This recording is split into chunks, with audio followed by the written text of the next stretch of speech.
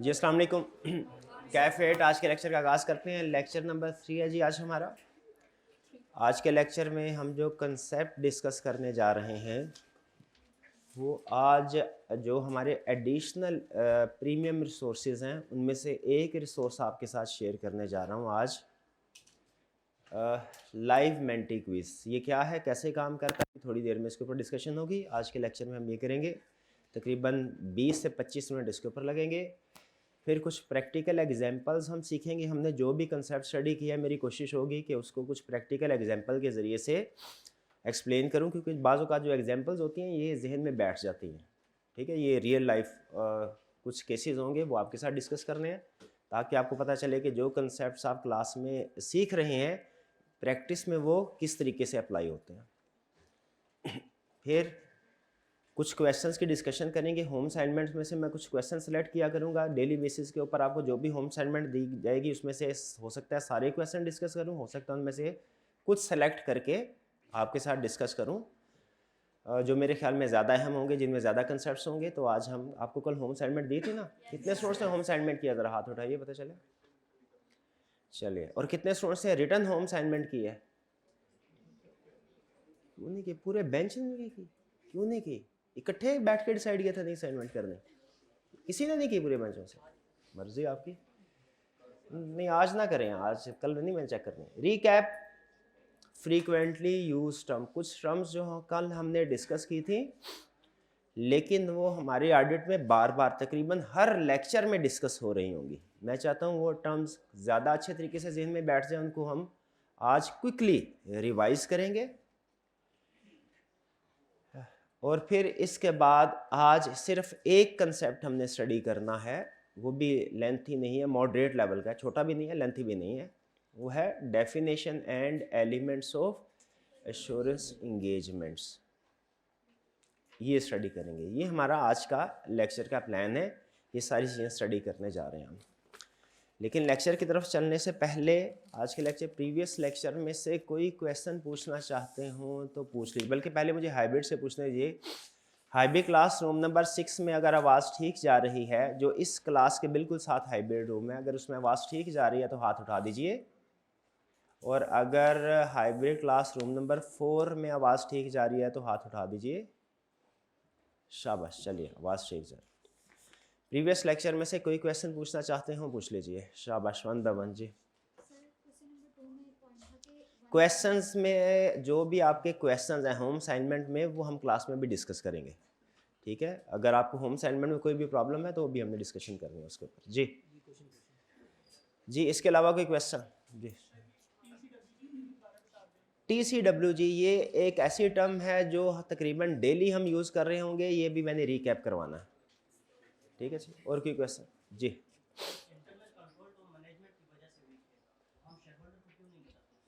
Internal control management की वजह से वीक है, हम शेयर होल्डर्स को क्यों नहीं बताते? उसके दो रीज़न्स हैं। पहली रीज़न ये है कि शेयर होल्डर्स को इससे कोई इंटरेस्ट ही नहीं। शेयर होल्डर्स को इंटरनल कंट्रोल से कोई गर्ज नहीं है। ठीक है, शेयर होल्डर्स को गर्ज है तो आउटकम से, प्रोसेस से गर्ज नहीं है। उन्हें आउटकम यानी फाइनेंशियल स्टेटमेंट से गर्ज है कि फाइनेंशियल स्टेटमेंट्स ठीक बनी है कि नहीं। और दूसरी रीज़न ये होती है कि इंटरनल कंट्रोल सिस्टम ठीक भी बिलाहर मैनेजमेंट ने ही करना है, डायरेक्टर्स नहीं करना है। तो जिन लोगों ने एक्शन लेना है, जिन लोगों ने उसको ठीक करना है, हम उन्हीं को रिकमेंडेशन देते हैं कि आप इसको इस तरीके से कर लीजिए। ठीक है, रिकमेंडेशन नहीं हो जाएगी ना। जैसे फ़र्ज़ कीजिए मैंने आपको होम असाइनमेंट कहा रिटर्न फॉर्म में करके आने को, आपने होम असाइनमेंट रिटर्न फॉर्म में नहीं की, ज़बानी कलामी देख के आ गए। ये weakness in internal control system है कि नहीं? क्योंकि ये जो 4-5 महीने आपने तैयारी करनी है ना, इसमें जो कुछ भी आप करेंगे ना वो आपका इंटरनल कंट्रोल सिस्टम ही है। क्योंकि फाइनेंशियल स्टेटमेंट्स यानी जो फाइनल रिजल्ट आएगा वो है जो आप ICAP का 3 घंटे का पेपर देंगे। ठीक है, वो पेपर की परफॉर्मेंस, वो पेपर कैसा आप देते हैं, वो इस 4-4.5 महीनों की मेहनत में डिपेंड करता है ना। तो ये आपका एक तरह से इंटरनल कंट्रोल सिस्टम है, जो 4-4.5 महीनों में जो भी एक्टिविटीज़ करेंगे। कुछ स्टूडेंट्स अच्छी तैयारी करते हैं, उनका इंटरनल कंट्रोल सिस्टम स्ट्रांग है। कुछ स्टूडेंट्स अच्छी तैयारी नहीं करते, उनका इंटरनल कंट्रोल सिस्टम वीक है। तो जो स्टूडेंट होम असाइनमेंट को रिटन फॉर्म में नहीं करता ऑडिट की, हम क्या कहेंगे उसका इंटरनल कंट्रोल सिस्टम स्ट्रांग है कि वीक है? वीक है। अच्छा, अगर इन्होंने होम असाइनमेंट रिटन फॉर्म में नहीं की, कहा सर ज़बानी कलामी देख लिया था, तो उनके घर फ़ोन करके बता दूं कि आपके बच्चे ने होम असाइनमेंट रिटन फॉर्म में नहीं की। भाई उन्हें इस चीज़ से गर्ज नहीं, उन्हें सिर्फ एक चीज़ से गर्ज है। घर वाले कहते हैं दो, जब मैं स्टूडेंट था घर वाले कहते हैं दो चीज़ें सिर्फ हमें बताओ। नंबर एक, पैसे कितने चाहिए पढ़ाई के लिए, फीस वगैरह के लिए। नंबर दो, रिजल्ट क्या है। अब इसमें आप क्या एक्टिविटीज़ करते हैं, अमूमी तौर पे घर वालों को इससे कोई कंसर्न नहीं होता, तो उन्हें तो रिजल्ट से गर्ज है। इंटरनल कंट्रोल सिस्टम में अगर कोई प्रॉब्लम है तो वो मुझे आपको बतानी है, क्योंकि ठीक भी आप ही ने करनी है, घर वालों ने ठीक थोड़ी करनी है। तो अमूमी तौर पे इस तरह शेयर होल्डर्स भी कंपनी के अंदर जो इंटरनल कंट्रोल सिस्टम या डिटेल पॉलिसीज एंड प्रोसीजर चल रहे होते हैं उनसे गर्ज नहीं होती। उन्हें गर्ज इससे होती है कि फाइनेंशियल स्टेटमेंट कैसी हैं, क्या वो ठीक है या नहीं। तो इसीलिए जो इंटरनल कंट्रोल सिस्टम में अगर हमें कोई वीकनेस नज़र आए एज ऑडिटर, हम मैनेजमेंट को कम्युनिकेट करते हैं, डायरेक्टर्स को करते हैं, शेयर होल्डर्स को नहीं करते। ठीक है जी। समटाइम इसे कहा जाता है कि ऑडिटर की प्राइमरी रिस्पॉन्सिबिलिटी है शेयर होल्डर्स को रिपोर्ट देना कि फाइनेंशियल स्टेटमेंट्स ठीक है कि गलत। लेकिन ऑडिटर की कुछ सेकेंडरी रिस्पॉन्सिबिलिटीज भी हैं। ये जो मैनेजमेंट लेटर देना है ना, जिसमें लेटर ऑफ वीकनेसेस होती हैं, ये ऑडिटर की सेकेंडरी रिस्पॉन्सिबिलिटी समझा जाता है, जो कि वो डायरेक्टर्स के साथ शेयर करता है। क्लियर हो गया मेरे भाई क्वेश्चन का आंसर? और कोई क्वेश्चन? शाबाशी, पूछिए।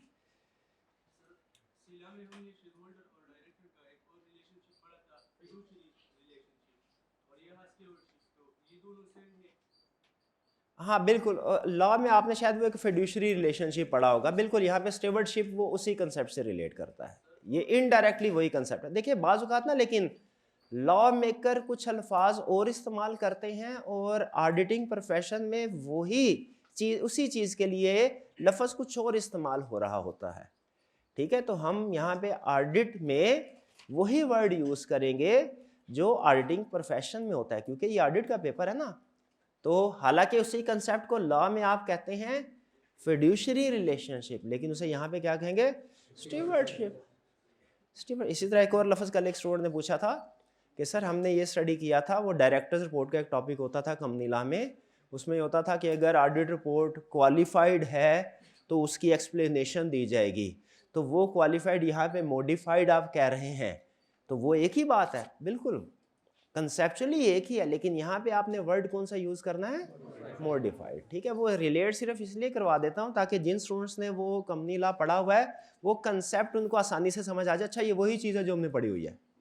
ठीक है, साइकोलॉजी ये कहती है जब भी आप नई चीज़ सीखते हैं ना, अगर उससे किसी पुरानी सीखी हुई चीज़ के साथ लिंक कर दें तो वो चीज़ से नई चीज़ सीखना आसान हो जाता है। ठीक है, तो इसलिए कभी, लेकिन जिन स्टूडेंट्स ने कंपनी लॉ नहीं पढ़ा हुआ उनको परेशान होने की ज़रूरत नहीं, वो मैं साथ साथ एक्सप्लेन कर देता हूँ। ठीक है जी मेरे भाई।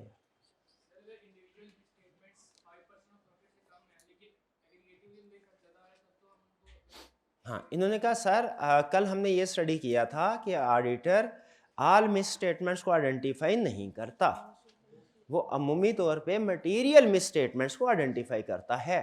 और मटेरियल की पहचान मैंने बताई थी, 5% of profit is equal to material. हालांकि इसमें कुछ वेरिएशन पॉसिबल है, लेकिन अभी चूंकि बेसिक कंसेप्ट बिल्ड कर रहे हैं, अभी इतना ही याद रखना है, 5% ऑफ प्रॉफिट। तो स्टूडेंट ने कहा सर अगर ऐसा हो कि एक मिस स्टेटमेंट 7% ऑफ प्रॉफिट है, वो मटेरियल होगी, लेकिन अगर दो मिस स्टेटमेंट्स हो, एक 3% ऑफ प्रॉफिट हो, एक 4% ऑफ प्रॉफिट हो, तो क्या वो भी मटेरियल होगी? इसका जवाब है यस, लेकिन आपने इसके ऊपर ज़्यादा सोचना नहीं है, ये एडवांस कम्प्लेक्स कंसेप्ट बन जाएगा, ये हमने आगे चल के किसी चैप्टर में स्टडी करना है। लेकिन इन शॉर्ट इसका आंसर ये है कि मिस स्टेटमेंट्स मटेरियल हैं कि नहीं। ज़रा गौर से सुनिएगा, मैं स्टैंडर्ड के अल्फाज इस्तेमाल कर रहा हूँ। मिस स्टेटमेंट मटेरियल है कि नहीं, ये हम इंडिविजुअली भी देखेंगे और इन एग्रीगेट भी देखेंगे। इंडिविजुअली भी देखेंगे, इन एग्रीगेट भी देखेंगे। अगर कोई मिस स्टेटमेंट इंडिविजुअली मटेरियल है तो वो मटेरियल है, अगर कोई मिस स्टेटमेंट इंडिविजुअली इमटेरियल है लेकिन इन एग्रीगेट मटेरियल है तो वो भी मटेरियल है। ठीक है जी, और कोई क्वेश्चन? चलिए क्वेश्चन क्लियर आपके, आगे चल। अच्छा, एक स्टूडेंट ने थोड़ा सा मुश्किल क्वेश्चन पूछा था, एडवांस क्वेश्चन था, मैं शेयर कर देता हूँ आपके साथ, समझ आ जाए ठीक, ना समझ आए तो परेशान नहीं होना आपने। एक तो जॉइंट स्टॉक कंपनी, सिंपल, ये छोटा क्वेश्चन था, simple question. Joint stock company क्या होता है? कंपनी को ही जॉइंट स्टॉक कंपनी भी कहते हैं, कंपनी फॉर्म ऑफ बिजनेस, ठीक है। कंपनी आपको पता है वो बिजनेस होता है जो हम रेगुलेटर के साथ रजिस्टर करवाते हैं। SCCP, securities and exchange commission of Pakistan के साथ अगर आप अपना बिजनेस रजिस्टर करवा लें तो इसे कहते हैं कंपनी। अच्छा, क्वेश्चन ये था बच्चे का जो टेक्निकल था, क्या सेम पर्सन, यहाँ पे हमने कल ये पढ़ा था मैनेजमेंट फाइनेंशियल स्टेटमेंट प्रिपेयर करती है, ऑडिटर उसको वेरीफाई करता है। क्वेश्चन ये था, क्या सेम पर्सन या सेम इंडिविजुअल्स जो फाइनेंशियल स्टेटमेंट्स प्रिपेयर करते हैं, क्या उन्हें ही इंगेज किया जा सकता है फाइनेंशियल स्टेटमेंट्स वेरीफाई करने के लिए भी? तो आपकी कॉमन सेंस क्या कहती है? नो। शाबाश, करेक्ट आंसर। सेम पर्सन को इंगेज नहीं किया जा सकता, ठीक है। सेम पर्सन को, वो इंडिपेंडेंट नहीं रहेगा। शाबाश, वो तो हमने पढ़ा था इंडिपेंडेंट होना चाहिए ना, जो जो ऑडिटर है उसे इंडिपेंडेंट होना चाहिए। इंडिपेंडेंट से मुराद है कि उसे शेयर होल्डर से भी इंडिपेंडेंट होना चाहिए, डायरेक्टर्स या मैनेजमेंट से भी इंडिपेंडेंट होना चाहिए। चलिए, ये हमने डिस्कशन कर ली, क्वेश्चन आंसर। अब आगे चलते हैं। अच्छा, ये आपके साथ मैं आज एक एक्टिविटी शेयर कर रहा हूं जो हम आइंदा कोशिश करेंगे डेली, या डेली नहीं तो फ्रीक्वेंटली कंडक्ट करवाया करें, ठीक है। कभी ये एक्टिविटी क्लास के स्टार्ट में होगी, कभी एंड पे होगी, डिपेंड करता है टाइम। जैसे कल टाइम थोड़ा ज़्यादा हो गया था, मेरा एंड पे प्लान था, लेकिन फिर मैंने डिसाइड किया आज क्लास के स्टार्ट में ये एक्टिविटी करते हैं। ये है लाइव क्विज हुआ करेगा आपका। इसका ऑब्जेक्टिव ये है कि आगे चलने से पहले मैं चेक कर लूं कि क्या जो मोस्ट इंपॉर्टेंट कंसेप्ट थे लेक्चर में, लेक्चर 1.5 घंटे का होता है ना, उसमें बहुत सी बातें डिस्कस होती है, लेकिन जो क्रक्स होता है, जो सबसे अहम चीजें होती हैं, क्या वो आपको समझ आ गए कि नहीं आगे चलने से पहले, ठीक है। ये क्लास में हुआ करेगा, कुछ एक्टिविटीज आपको घर के लिए दी जाएंगी, कुछ एक्टिविटीज आपकी क्लास में होंगी। इसीलिए क्लास की ड्यूरेशन मैंने आपको बताया था, हमने थोड़ी ज्यादा रखी है ताकि ज्यादा प्रैक्टिस हो। जितनी ज्यादा प्रैक्टिस करेंगे, जैसे ऑडिटर जितना ज्यादा प्रोसीजर परफॉर्म करता है, वो फाइनेंशियल स्टेटमेंट्स के बारे में उतना श्योर होता है कि वो ठीक है कि नहीं, ऐसा ही है ना। तो आप जितनी ज्यादा मेहनत करेंगे, आपके पास होने के चांसेस उतने ही ज्यादा बढ़ेंगे। सिंपल रूल है, ठीक है। तो 1 घंटा 10 मिनट पहले हुआ करता था, उसमें जितने चांसेस होते थे, अब अगर हमने क्लास की ड्यूरेशन 1 घंटा 30 मिनट कर दिया, उसमें हम टाइम ज़ाया अगर नहीं करते, पढ़ाई की बातें करते हैं, कंसेप्ट सीखते हैं, तो डेफिनेटली इसका मतलब क्या है, पास होने के चांसेस इंशाल्लाह बढ़ जाएंगे। तो इसीलिए ये एक्टिविटी होगी, ये कोशिश करेंगे डेली या फ्रीक्वेंटली हो। इसमें मेरा फ़ायदा ये होगा, मुझे पता चल जाएगा कि जो अहम कंसेप्ट मैंने आपको समझाने थे आपने पिक कर लिए कि नहीं किए। आपका फ़ायदा ये होगा, अगर किसी वजह से फ़र्ज़ कीजिए कोई कंसेप्ट आपको लेक्चर में समझ नहीं आया, रिवीजन हो जाएगी आपकी, ठीक है जी। इसके कुछ और भी बेनिफिट्स है, वो आगे चल के मैं आपके साथ शेयर करता हूँ। फिलहाल हुआ क्या करेगा, ये चूंकि लाइव क्विज होगा, आप लोगों के लिए ज़रूरी है 2 चीज़ें आपके पास होना, मोबाइल और इंटरनेट कनेक्शन। जिन स्टूडेंट के पास स्मार्टफोन और इंटरनेट कनेक्शन, कोई पैकेज वगैरह इंटरनेट दोनों है, वो मोबाइल अपने सामने रख लीजिए। अमूमी तौर पे मोबाइल का इस्तेमाल क्लास में मना है, लेकिन जब ये एक्टिविटी हुआ करेगी उस वक्त इसकी इजाज़त है, सिर्फ इस एक्टिविटी के लिए। सामने रखिए, शाबाश, जल्दी कीजिए, जल्दी कीजिए, टाइम वेस्ट नहीं करना हमने। एक्सप्लोरर पे जाइए, जो भी इंटरनेट एक्सप्लोरर है जिसके ज़रिए आप डिफरेंट साइट्स में जाते हैं, एक्सप्लोरर पे जाइए और टाइप कीजिए एक वेबसाइट का नाम menti.com, ये ऊपर लिखा हुआ है menti.com, MENTI। हाइब्रिड वाले स्टूडेंट्स भी आप करें, ठीक है। ऑनलाइन वाले स्टूडेंट्स आपके लिए अलहदा से लिंक दे दिया जाएगा, क्योंकि ये लाइव है, लाइव तो ये सिर्फ उस टाइम तक ओपन रहेगा जिस टाइम तक क्लास चल रही है। जब क्लास खत्म तो ये क्विज भी खत्म हो जाएगा, लेकिन मैं ऑनलाइन वाले स्टूडेंट्स के लिए अलहदा से इसको वेबसाइट के ऊपर अवेलेबल कर दूंगा, ठीक है। वो वहां पे जाके लिंक के जरिए एक्सरसाइज करें जी। वहां पे जाके आपको एक बॉक्स नजर आएगा, उस बॉक्स के अंदर आपने कोड एंटर करना है 8188 फिर 8574, यानी 81888574। हाँ, यहाँ पे आप जाएं, अगर ये चाय या कॉफ़ी का कप आपके सामने आ गया है, इसका मतलब आप सही जगह पहुँच गए हैं। अगर ये डिस्प्ले हो रहा है कैफे ऑडिट एंड इंश्योरेंस, तो इसका मतलब आप सही जगह पे पहुँच गए हैं। ये लेक्चर नंबर 1 नहीं 2 कर लें इसको, ये लेक्चर नंबर 2 का। बहरहाल जी, पहुँच गए आप? चलिए, अच्छा अब ये चलेगा कैसे? बेनिफिट्स क्या है इसके, देखिए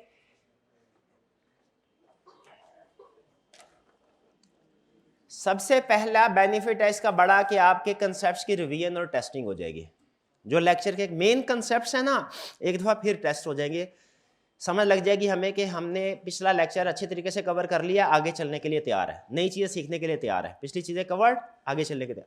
दूसरा फायदा होगा इंक्रीज इन रीडिंग स्पीड। इसमें हर क्वेश्चन के साथ टाइम होगा सेकेंड्स में, तो उसमें आपकी रीडिंग स्पीड बढ़ेगी। अब चूंकि जो थ्योरेटिकल पेपर्स होते हैं ना, उनमें आपको पता है थोड़े केस स्टडीज होती है, वो थोड़ी लेंथी होती है, तो उसके लिए आपकी रीडिंग स्पीड को इंक्रीज करना है मैंने, ठीक है। तो इसमें टाइम बाउंड होगा, जैसे जितनी ज़्यादा प्रैक्टिस करते जाएंगे आहिस्ता आहिस्ता आपकी रीडिंग स्पीड ऑटोमेटिकली बढ़ती जाएगी। आपको पता होगा मैंने आज 30 सेकंड के अंदर 35 सेकंड के अंदर इसको आंसर करना है, तो उससे रीडिंग स्पीड भी ग्रेजुअली, फौरन नहीं लेकिन ग्रेजुअली इंक्रीज होगी।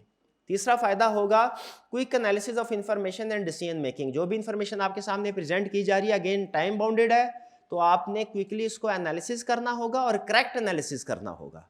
क्विक एनालिसिस और क्विक डिसीजन मेकिंग सिखाएगी ये आपको एक्टिविटी। यानी एक इसका बड़ा डायरेक्ट बेनिफिट ये है और इनडायरेक्ट बेनिफिट इसके ये होंगे। चलेगा कैसे जी? मेंटी पे जाके आपने कोड एंटर करना है। आज के क्विज में 16 क्वेश्चन हैं, कभी कम होंगे कभी ज्यादा होंगे, मैक्सिमम 20 हुआ करेंगे, कम से कम 8 हुआ करेंगे अमूमी तौर पे। फास्टर क्वेश्चन मोर पॉइंट्स, इसका मतलब यह है अगर सारी क्लास सारे आंसर ठीक दे देती है फिर भी रैंकिंग होगी, पहले नंबर पे कौन है दूसरे नंबर पे कौन है। इसलिए कि जिन स्टूडेंट्स ने, अगर 2 स्टूडेंट्स ने दोनों ने करेक्ट आंसर दिया है, एक स्टूडेंट ने जल्दी आंसर दिया है, तो जिसने जल्दी आंसर दिया है वो पहले नंबर पे आ जाएगा। आपने कोशिश करनी है कि आंसर आपका करेक्ट भी हो क्विक भी हो, 2 चीजों के मार्क्स मिलेंगे, करेक्टनेस के और quickness, fast answer. Reading time question आपके सामने डिस्प्ले होगा, 5 सेकंड का रीडिंग टाइम होगा। रीडिंग टाइम के बाद आपके सामने फिर ऑप्शन डिस्प्ले होंगी, ये एमसीक्यू शक्ल में होगा, आपने करेक्ट ऑप्शन को सेलेक्ट करना होगा। जब ये क्विज एंड हो जाएगा, उसके एंड पे आपके मोबाइल पे आपकी पोजीशन आ जाएगी। जैसे फर्स्ट कीजिए 100 स्टूडेंट्स ने पार्टिसिपेट किया है, तो हर एक की पोजीशन होगी, किसी की फर्स्ट पोजीशन होगी, किसी की 10th, किसी की हो सकता है 65th पोजीशन हो आपके मोबाइल पे। जो टॉप 1 से टॉप 10 पोजीशन हो ना जिन स्टूडेंट्स की, उन्होंने अपना स्क्रीनशॉट ले लेना है, जिन स्टूडेंट्स की टॉप 1, क्योंकि उनको फिर हम प्राइज शेयर करेंगे। प्राइज क्या शेयर करेंगे उनको हम? 100 रुपीज टॉप 10 का।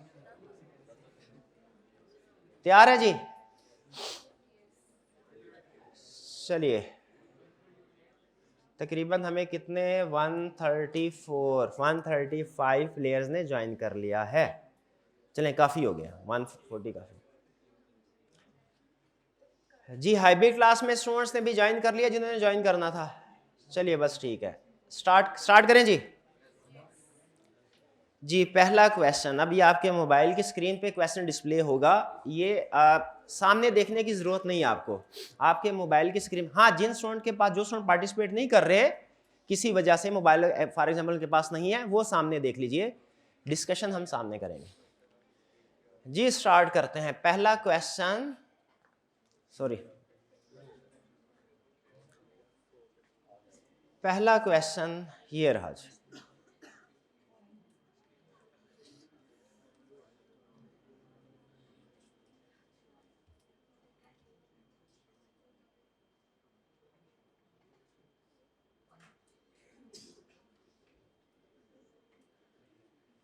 How many parties are involve in an audit?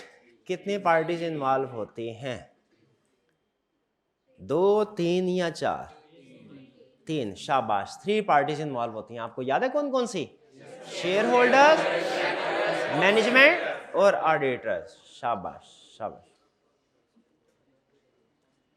चलिए जी, करेक्ट आंसर बी था और ये 139 स्टूडेंट्स ने सही आंसर दिया। आपके मोबाइल की स्क्रीन पे सिर्फ आपका रिजल्ट डिस्प्ले होगा कि आपने सही आंसर दिया कि गलत।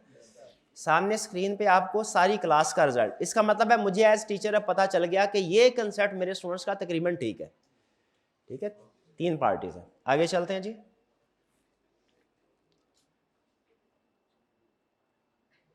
नेक्स्ट क्वेश्चन 2 ये रहा।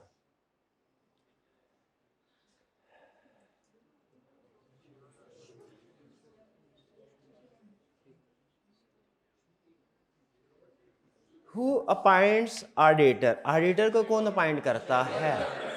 हाँ, शेयर होल्डर अपॉइंट करते हैं, क्योंकि अगर मैनेजमेंट ऑडिटर को अपॉइंट करेगी तो वो तो इंडिपेंडेंट नहीं होगा ना। मैनेजमेंट तो फिर अपनी मर्जी के पर्सन को ऑडिटर अपॉइंट करेगी कि भैया हमारी मर्जी की बात करोगे तो तुम्हें अपॉइंट करते हैं, वरना अपॉइंट नहीं करते।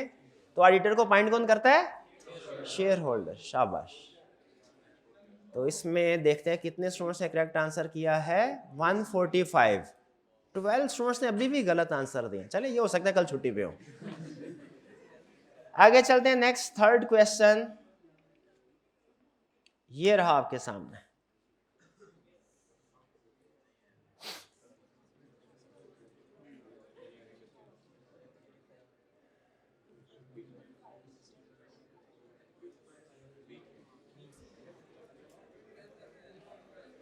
What is the responsibility of auditor? Auditor की रिस्पॉन्सिबिलिटी क्या है?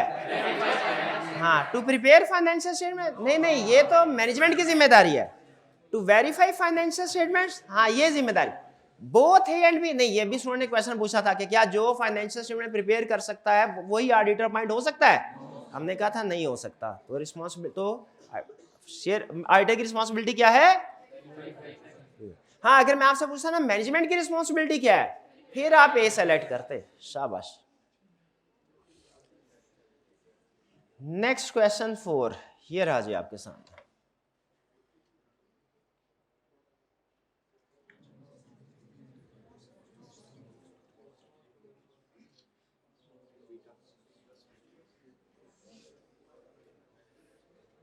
How many misstatements auditor usually identify? हाँ, all misstatement या most of the misstatement? Most of the misstatement। शाबाश। तो करेक्ट ऑप्शन हमारी क्या हुई? बी ऑप्शन करेक्ट हुई। B option. सिर्फ एक स्टूडेंट ने गलत आंसर दिया 158। और इससे भी ज्यादा मुझे खुशी इस बात की है कि तकरीबन 7 से 8 सेकंड में 150 स्टूडेंट्स ने आंसर दे दिया था। तो ठीक है, इसका मतलब आपकी रीडिंग स्पीड इतनी बुरी भी नहीं है, अच्छी है। शाबाश। नेक्स्ट कुछ क्वेश्चन भी इजी था। Next question 5।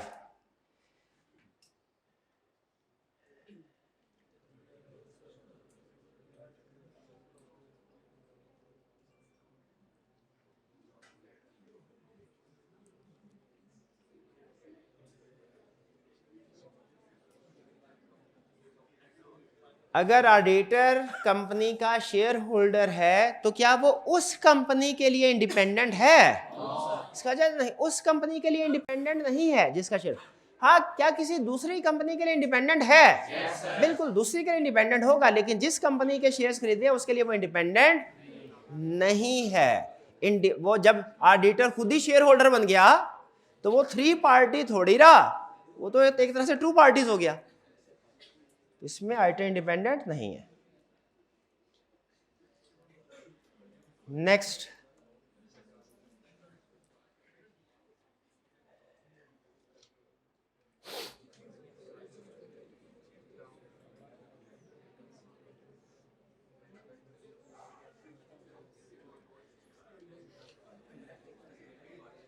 Ji, if wife को स्पाउस भी कहते हैं। वाइफ यहाँ स्पाउस का वर्ड जेनेरिक टर्म है ना।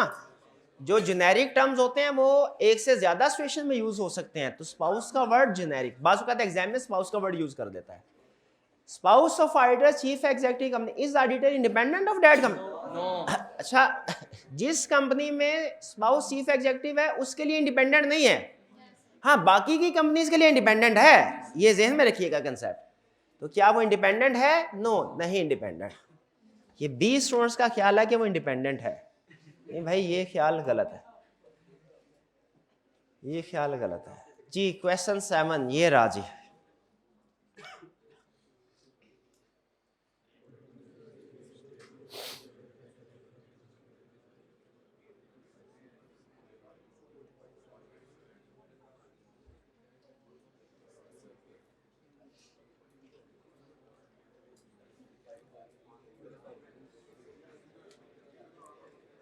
Auditor gives statement board to shareholder that financial statements do not give true and fair view. Give true and fair view नहीं बोला, do not give true and fair. This type of report is called unmodified या modified? शाबाश, modified. Correct option है B, modified. Unmodified कब होती है? जब वो कहता है financial statements give true and fair view. शाबाश। चलिए आगे चलते हैं। नेक्स्ट क्वेश्चन 8 ये रहा जी क्वेश्चन आपके सामने।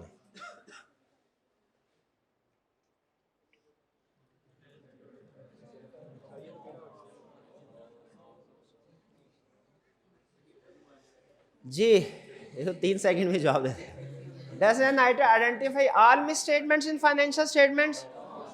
वो all misstatements in financial statements identify नहीं करता। कौन सी वाली करता है? मोस्ट ऑफ द मिसस्टेटमेंट, या जिसे टेक्निकली हम कह सकते हैं मटेरियल मिसस्टेटमेंट्स। शाबाश, ये सबका करेक्ट आंसर 159। शाबाश। अच्छा, ये एक चीज इसमें रखिएगा, सम टाइम क्विज करते हुए ना अगर आपका बाज़ का इंटरनेट डिस्कनेक्ट हो जाता है तो वो रीज्वाइन कर लेगा। इसमें अगर आपको एक आधा क्वेश्चन पीछे चले जाए तो परेशान होने की जरूरत नहीं है, ठीक है? आपने पार्टिसिपेट करते रहना है, असल मकसद पार्टिसिपेशन है। ये क्विज खत्म नहीं हुआ, ये अभी आधे क्विज के बाद ये पोजीशन है, ये पोजीशन चेंज हो सकती है, ठीक है? ये पहली फर्स्ट पोजीशन ये मोहम्मद अली इशफाक, कौन है क्लास में? मोहम्मद, शाबाश शाबाश, पीछे बैठे हुए। सेकंड पोजीशन किनकी है? मोहम्मद अवैस, शाबाश। लेकिन ये भी याद रखिए प्रोविजनल है, एक क्वेश्चन ऊपर नीचे हो गया ना पोजीशन चेंज हो जाती है।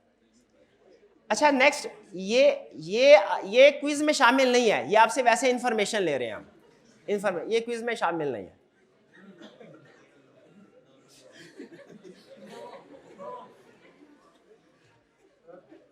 जी क्या आप समझते हैं ये क्विज यूजफुल है तो रिव्यू कंसेप्ट?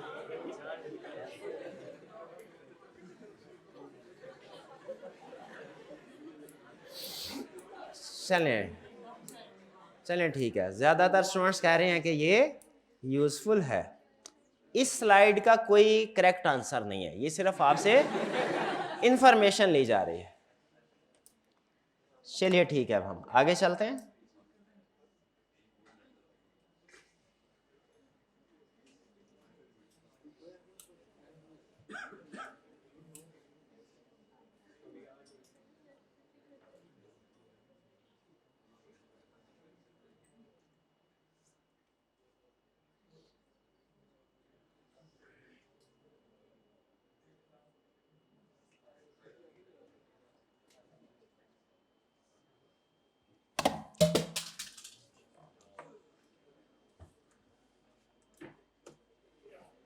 शुक्रिया।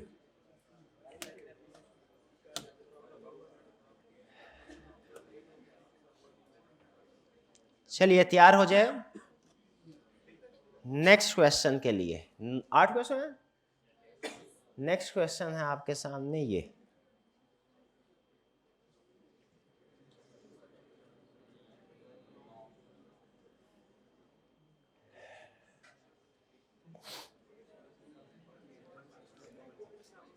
अगर ऑडिटर उस कंपनी का एम्प्लॉय भी है, क्या वो इंडिपेंडेंट है? शाबाश, नहीं है, शाबाश। उसका मतलब है 3 एग्जांपल उसने हमें दे दी है जब इंडिपेंडेंट ऑडिटर नहीं होता। शेयर होल्डर हो इंडिपेंडेंट नहीं है, एम्प्लॉय हो इंडिपेंडेंट नहीं है, वो मैनेजमेंट बन जाता है। और अगर स्पाउस उसकी सीईओ है या मैनेजमेंट या डायरेक्टर में है तो वो इंडिपेंडेंट नहीं। शाबाश, ये एग्जांपल जेन में रखिएगा, केस स्टडी में काम आएंगी आपके। नेक्स्ट क्वेश्चन नंबर 10 ये राजी क्वेश्चन आपके सामने।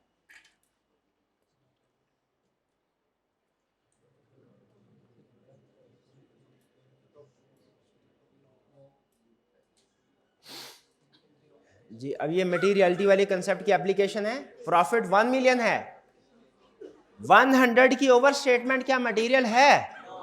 नहीं। तो इसका मतलब है अगर ऑडिटर 100 की मिस स्टेटमेंट आइडेंटिफाई नहीं कर पाता, क्या हम ये कहेंगे उसने काम ठीक तरीके से किया है कि कहेंगे ठीक तरीके से नहीं किया? किया। हालांकि मिस स्टेटमेंट है, उसने आइडेंटिफाई नहीं की, क्या फिर भी काम ठीक किया है? बिल्कुल, क्योंकि वो इमटेरियल थी। शाबाश। Next question 11।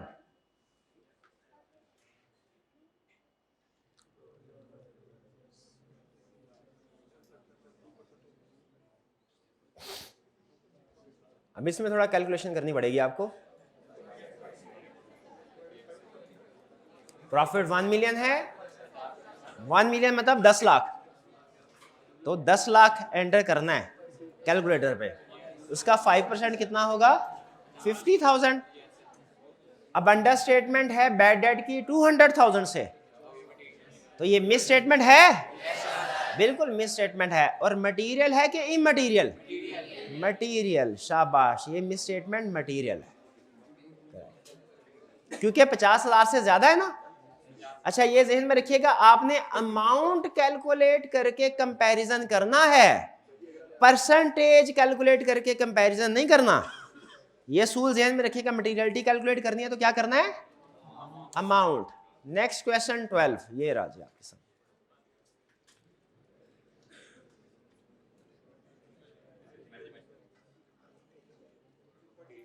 जी, अगर weakness in internal control auditor identify करता है, किसको कम्युनिकेट करना चाहिए?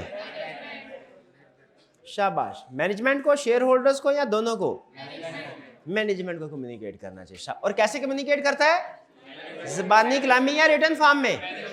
रिटन फॉर्म में, मैनेजमेंट लेटर के जरिए। और मैनेजमेंट लेटर का एक दूसरा नाम भी था, लेटर ऑफ वीकनेस। शाबाश। इसे मैनेजमेंट लेटर क्यों कहते हैं? क्योंकि मैनेजमेंट को दिया जाता है। इसे लेटर ऑफ वीकनेस क्यों कहते हैं? क्योंकि इसमें वीकनेस इन इंटरनल कंट्रोल बताई जाती है। शाबाश। नेक्स्ट क्वेश्चन 13, ये रहा।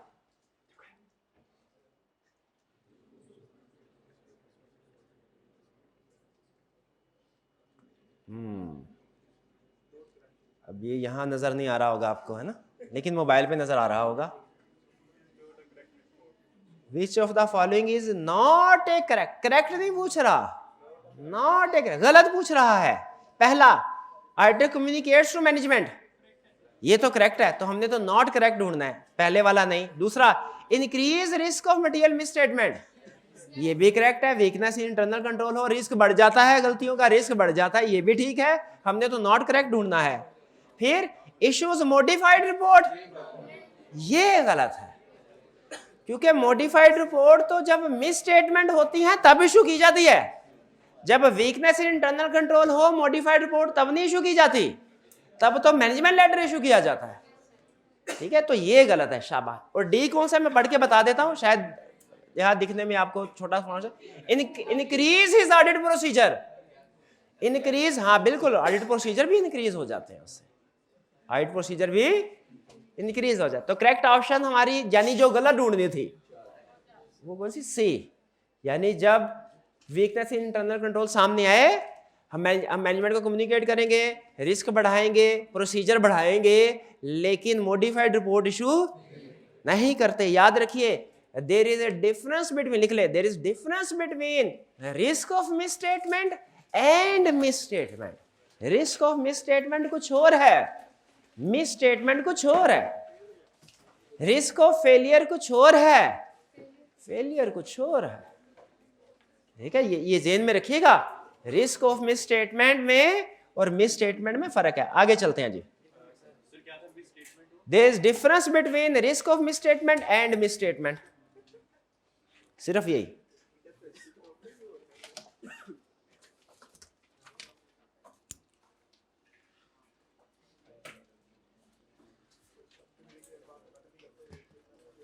आगे चलें जी। नेक्स्ट क्वेश्चन ये रहा आपके सामने।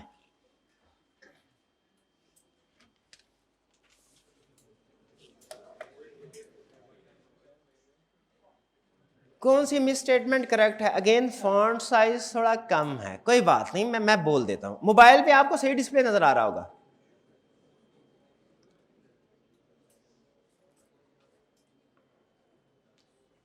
क्या कह रहा है? Which of the following is correct? Letter of weakness is issue to shareholder, ये करेक्ट है क्या?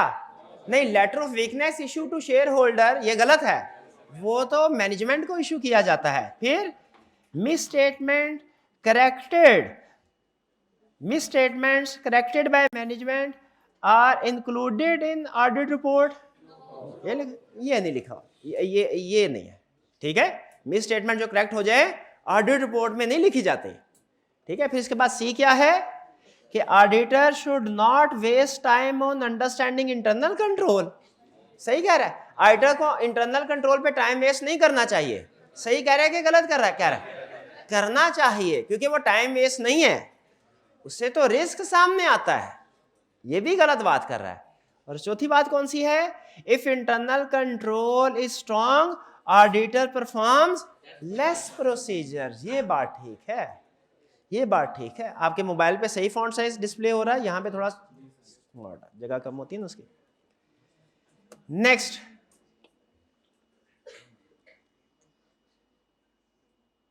क्वेश्चन 15, ये राज, which of the following is a weakness in internal control, ये मुश्किल होगा इसलिए ज्यादा।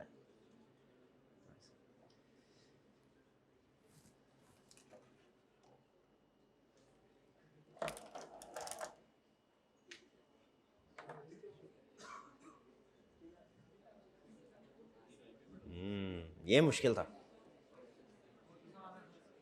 Management does not record depreciation in financial statement, ये मिस स्टेटमेंट है, हम तो वीकनेस ढूंढ रहे हैं। ये जो फाइनेंशियल स्टेटमेंट्स में चीज गलत होगी वो मिस स्टेटमेंट है, तो ये फाइनेंशियल स्टेटमेंट में गलती है। ये दूसरा, management does not record bad debt in financial statement, ये भी मिस स्टेटमेंट है। तीसरा, payments are made to supplier without authorisation, payment की रिकॉर्ड भी कर ली लेकिन सीएफओ से पूछे बगैर कर ली, विदाउट ऑथोराइजेशन। तो ऑथोराइजेशन एक इंटरनल कंट्रोल है, और ट्रांजैक्शन की ऑथोराइजेशन या अप्रूवल ना होना वीकनेस इंटरनल कंट्रोल, यही है वीकनेस इंटरनल। और लास्ट क्या कह रहा है? Management does not include disclosure in financial statement. अच्छा, डिस्क्लोजर नोट्स द अकाउंट्स क्या फाइनेंशियल स्टेटमेंट का हिस्सा होते हैं? बिल्कुल होते हैं। असूल याद रखिएगा, 5 सेट में याद है, income statement, balance sheet, cash flow statement, notes the accounts. Notes the accounts में सिर्फ डिस्क्लोजर होते हैं, अमाउंट्स नहीं होती, बाकी 4 में अमाउंट्स है।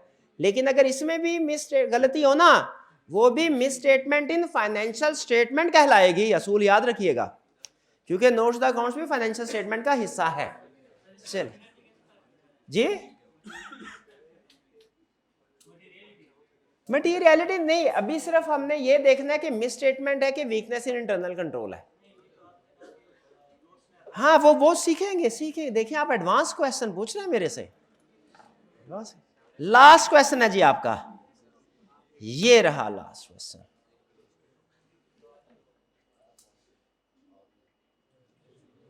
Which of the following is a misstatement?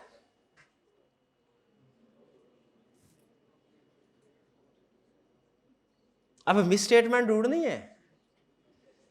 No segregation duties, that is one person performs many function. ये फाइनेंशियल स्टेटमेंट में मसला है कि प्रोसीजर्स में, पॉलिसीज में मसला है। एक ही बंदा बहुत से काम कर रहा हो, ये फाइनेंशियल स्टेटमेंट तो कोई जिक्र ही नहीं है इसमें। ये वीकनेस इन इंटरनल कंट्रोल है। बीआरएस इज नॉट प्रिपेयर्ड, ये भी रिकंसिलिएशन स्टेटमेंट बनना, ये भी पॉलिसी एंड प्रोसीजर है, ये भी वीकनेस इन इंटरनल कंट्रोल है। Obsolete inventory is stated at cost, ये हाँ, ये इसका ताल्लुक फाइनेंशियल स्टेटमेंट से है। ये lower inventory in financial statement should be stated at lower of cost and NRV. Obsolete inventory की एनआरवी कॉस्ट से कम होती है क्या? ज्यादा कम होती है, तो उसे अगर आपने कॉस्ट पे शो किया तो गलत किया, ये मिस स्टेटमेंट है। और फिर last, approval is not obtained before credit sale, ये भी वीकनेस। अप्रूवल जितनी भी होती हैं वीकनेस इंटरनल कंट्रोल। तो ये आखिरी वाले दो जो क्वेश्चन थे ये आपके इंटरनल कंट्रोल और फाइनेंशियल स्टेटमेंट्स की एग्जांपल्स को क्लैरिफाई करने के लिए बनाए गए थे। अब देखते हैं हमारे विनर्स कौन हैं। ये ऊपर नीचे होंगे, ये भी एडजस्टमेंट होगी। लीजिए शाबाश। ये फर्स्ट पोजीशन मोहम्मद साकिब। कौन है मोहम्मद साकिब? शाबाश। फर्स्ट, आप अपना नाम लिखने के बजाय सीआरएन भी लिख सकते हैं, लेकिन सिर्फ नाम या सीआरएन लिखना है। अगर और कोई चीज लिखी फिर प्राइज नहीं मिलेगा आपको। मोहम्मद साकिब किधर है? मोहम्मद साकिब किधर है? हाइब्रिड क्लास में है। शाबाश, बेहतरीन। मेरी तरफ से हाइब्रिड क्लास वाले को डबल प्राइज दे, इनको 200 रुपीज दीजिए। शाबाश। अच्छा, बाकी टॉप 10 पोजीशन किन की है? जरा हाथ उठाइए। टॉप 10 प्राइज डिस्ट्रीब्यूट कीजिए फौरन। है हमारे पास क्या? नहीं है? नहीं है। शाबाश। हाइब्रिड क्लास में जितने स्टूडेंट्स हैं, अगर उनकी प्राइस है, उनकी पोजीशन है, उनको डबल प्राइस दीजिएगा। भाई हाइब्रिड में है, थोड़ा सा दूर है लेकिन दिल के करीब है। भाई जो मेहनत करता है स्टूडेंट दिल के करीब होता है ना। शाबाश शाबाश। चलिए, अच्छा ये था आपका पहला इसके साथ इंट्रोडक्शन। इसी तरीके से हम कोशिश करेंगे, थोड़े कम क्वेश्चन होंगे, ये तो पहला तो ज्यादा क्वेश्चन थे, 8 से 10 क्वेश्चन होंगे। मेन कंसेप्ट के ऊपर हम फोकस कर रहे होंगे। चलिए, ये तो हमारा हो गया कंप्लीट मेंटिवेट। अब इसके बाद आगे चलते हैं। देखिए, ये असल में ना सब्जेक्ट में कंसेप्ट तो मैं जल्दी जल्दी पढ़ा दूंगा, लेकिन उनको अच्छे तरीके से समझाने के लिए ये इस तरह की एक्टिविटीज जरूरी होती हैं, क्योंकि बहुत सी चीजें ऐसी होती है जो हो सकता है आपको लेक्चर के दौरान में समझ ना आए, तो कभी टेस्ट के जरिए से, कभी इस तरह की एक्टिविटी से, कभी एग्जाम्पल से वो समझ आ जाती है। नेक्स्ट अब मैं आपके साथ जो शेयर करने जा रहा हूं वो कुछ प्रैक्टिकल एग्जाम्पल्स हैं। क्विकली शेयर करते हैं हम कि हमारे ऑडिट प्रोफेशन में कुछ ऐसी समझ लीजिए कि इबरतनाक मिसालें होती हैं जिनमें हमारे लिए कुछ ना कुछ सबक मौजूद होते हैं। ठीक है, तो वो क्या मिसालें हैं वो हर चैप्टर के लिहाज से अलग-अलग वक्तन फवक्ता हम शेयर करेंगे। कुछ रिपीट होती हैं क्योंकि बाज़ कुछ केसेस में एक से ज़्यादा पर्सपेक्टिव होते हैं। पहली जो प्रैक्टिकल एग्जांपल मैं आपके साथ शेयर करने जा रहा हूँ है एनरॉन 2002। ये प्रोबेबली ऑडिटिंग की दुनिया का सबसे बड़ा स्कैंडल माना जाता है। दो स्कैंडल, एनरॉन और वर्ल्डकॉम, ये दोनों यूएसए के केसेस थे। 2001-2 में हुए थे। एनरॉन यूएसए की टेलीकॉम सेक्टर की सेकेंड लार्जेस्ट कंपनी थी। अब देखिए, यूएस की इकोनॉमी ही बड़ी इकोनॉमी है, ठीक है। पाकिस्तान की मेरा ख्याल है इंडस्ट्री की जो सबसे बड़ी कंपनी है वो शायद उनके इंडस्ट्री की छोटी कंपनी के लिए, छोटी लिस्टेड कंपनी के से भी छोटी हो शायद। उस बड़ी इकोनॉमी का भी सेकेंड लार्जेस्ट कंपनी, आप देख सकते, इमेजिन कर सकते हैं कितना बड़ा स्केल होगा, उसके एम्प्लॉइज की तादाद कितनी होगी, कस्टमर्स कितने होंगे, इन्वेस्टर्स कितने होंगे। उस कंपनी में स्कैंडल था। ये स्कैंडल क्या था? बेसिकली इन्होंने किया क्या था, फाइनेंशियल स्टेटमेंट्स में जब सारी इंडस्ट्री में ग्रोथ रेट समझ लीजिए कि थी 10%, 12%, इनकी ग्रोथ रेट थी 25%, 30% प्रॉफिट की। अब आप खुद बताइए, अगर आप इन्वेस्टर हो किसी जगह पे, किसी कंपनी में इन्वेस्ट करना चाहे, किस कंपनी में इन्वेस्ट करेंगे? जिसका ग्रोथ रेट ज्यादा है। तो इसका मतलब आज हमें पहला सबक ये मिला कि अगर इंडस्ट्री का ग्रोथ रेट 10% है और हमारे क्लाइंट का ग्रोथ रेट 20% है, रिस्क है कि कुछ गड़बड़ है। सारी इंडस्ट्री 10% पे जा रही है, इसने क्या ऐसा कमाल कर दिया है? क्या इसको सस्ता माल मिल रहा है और बाकी सबको महंगा मिलता है?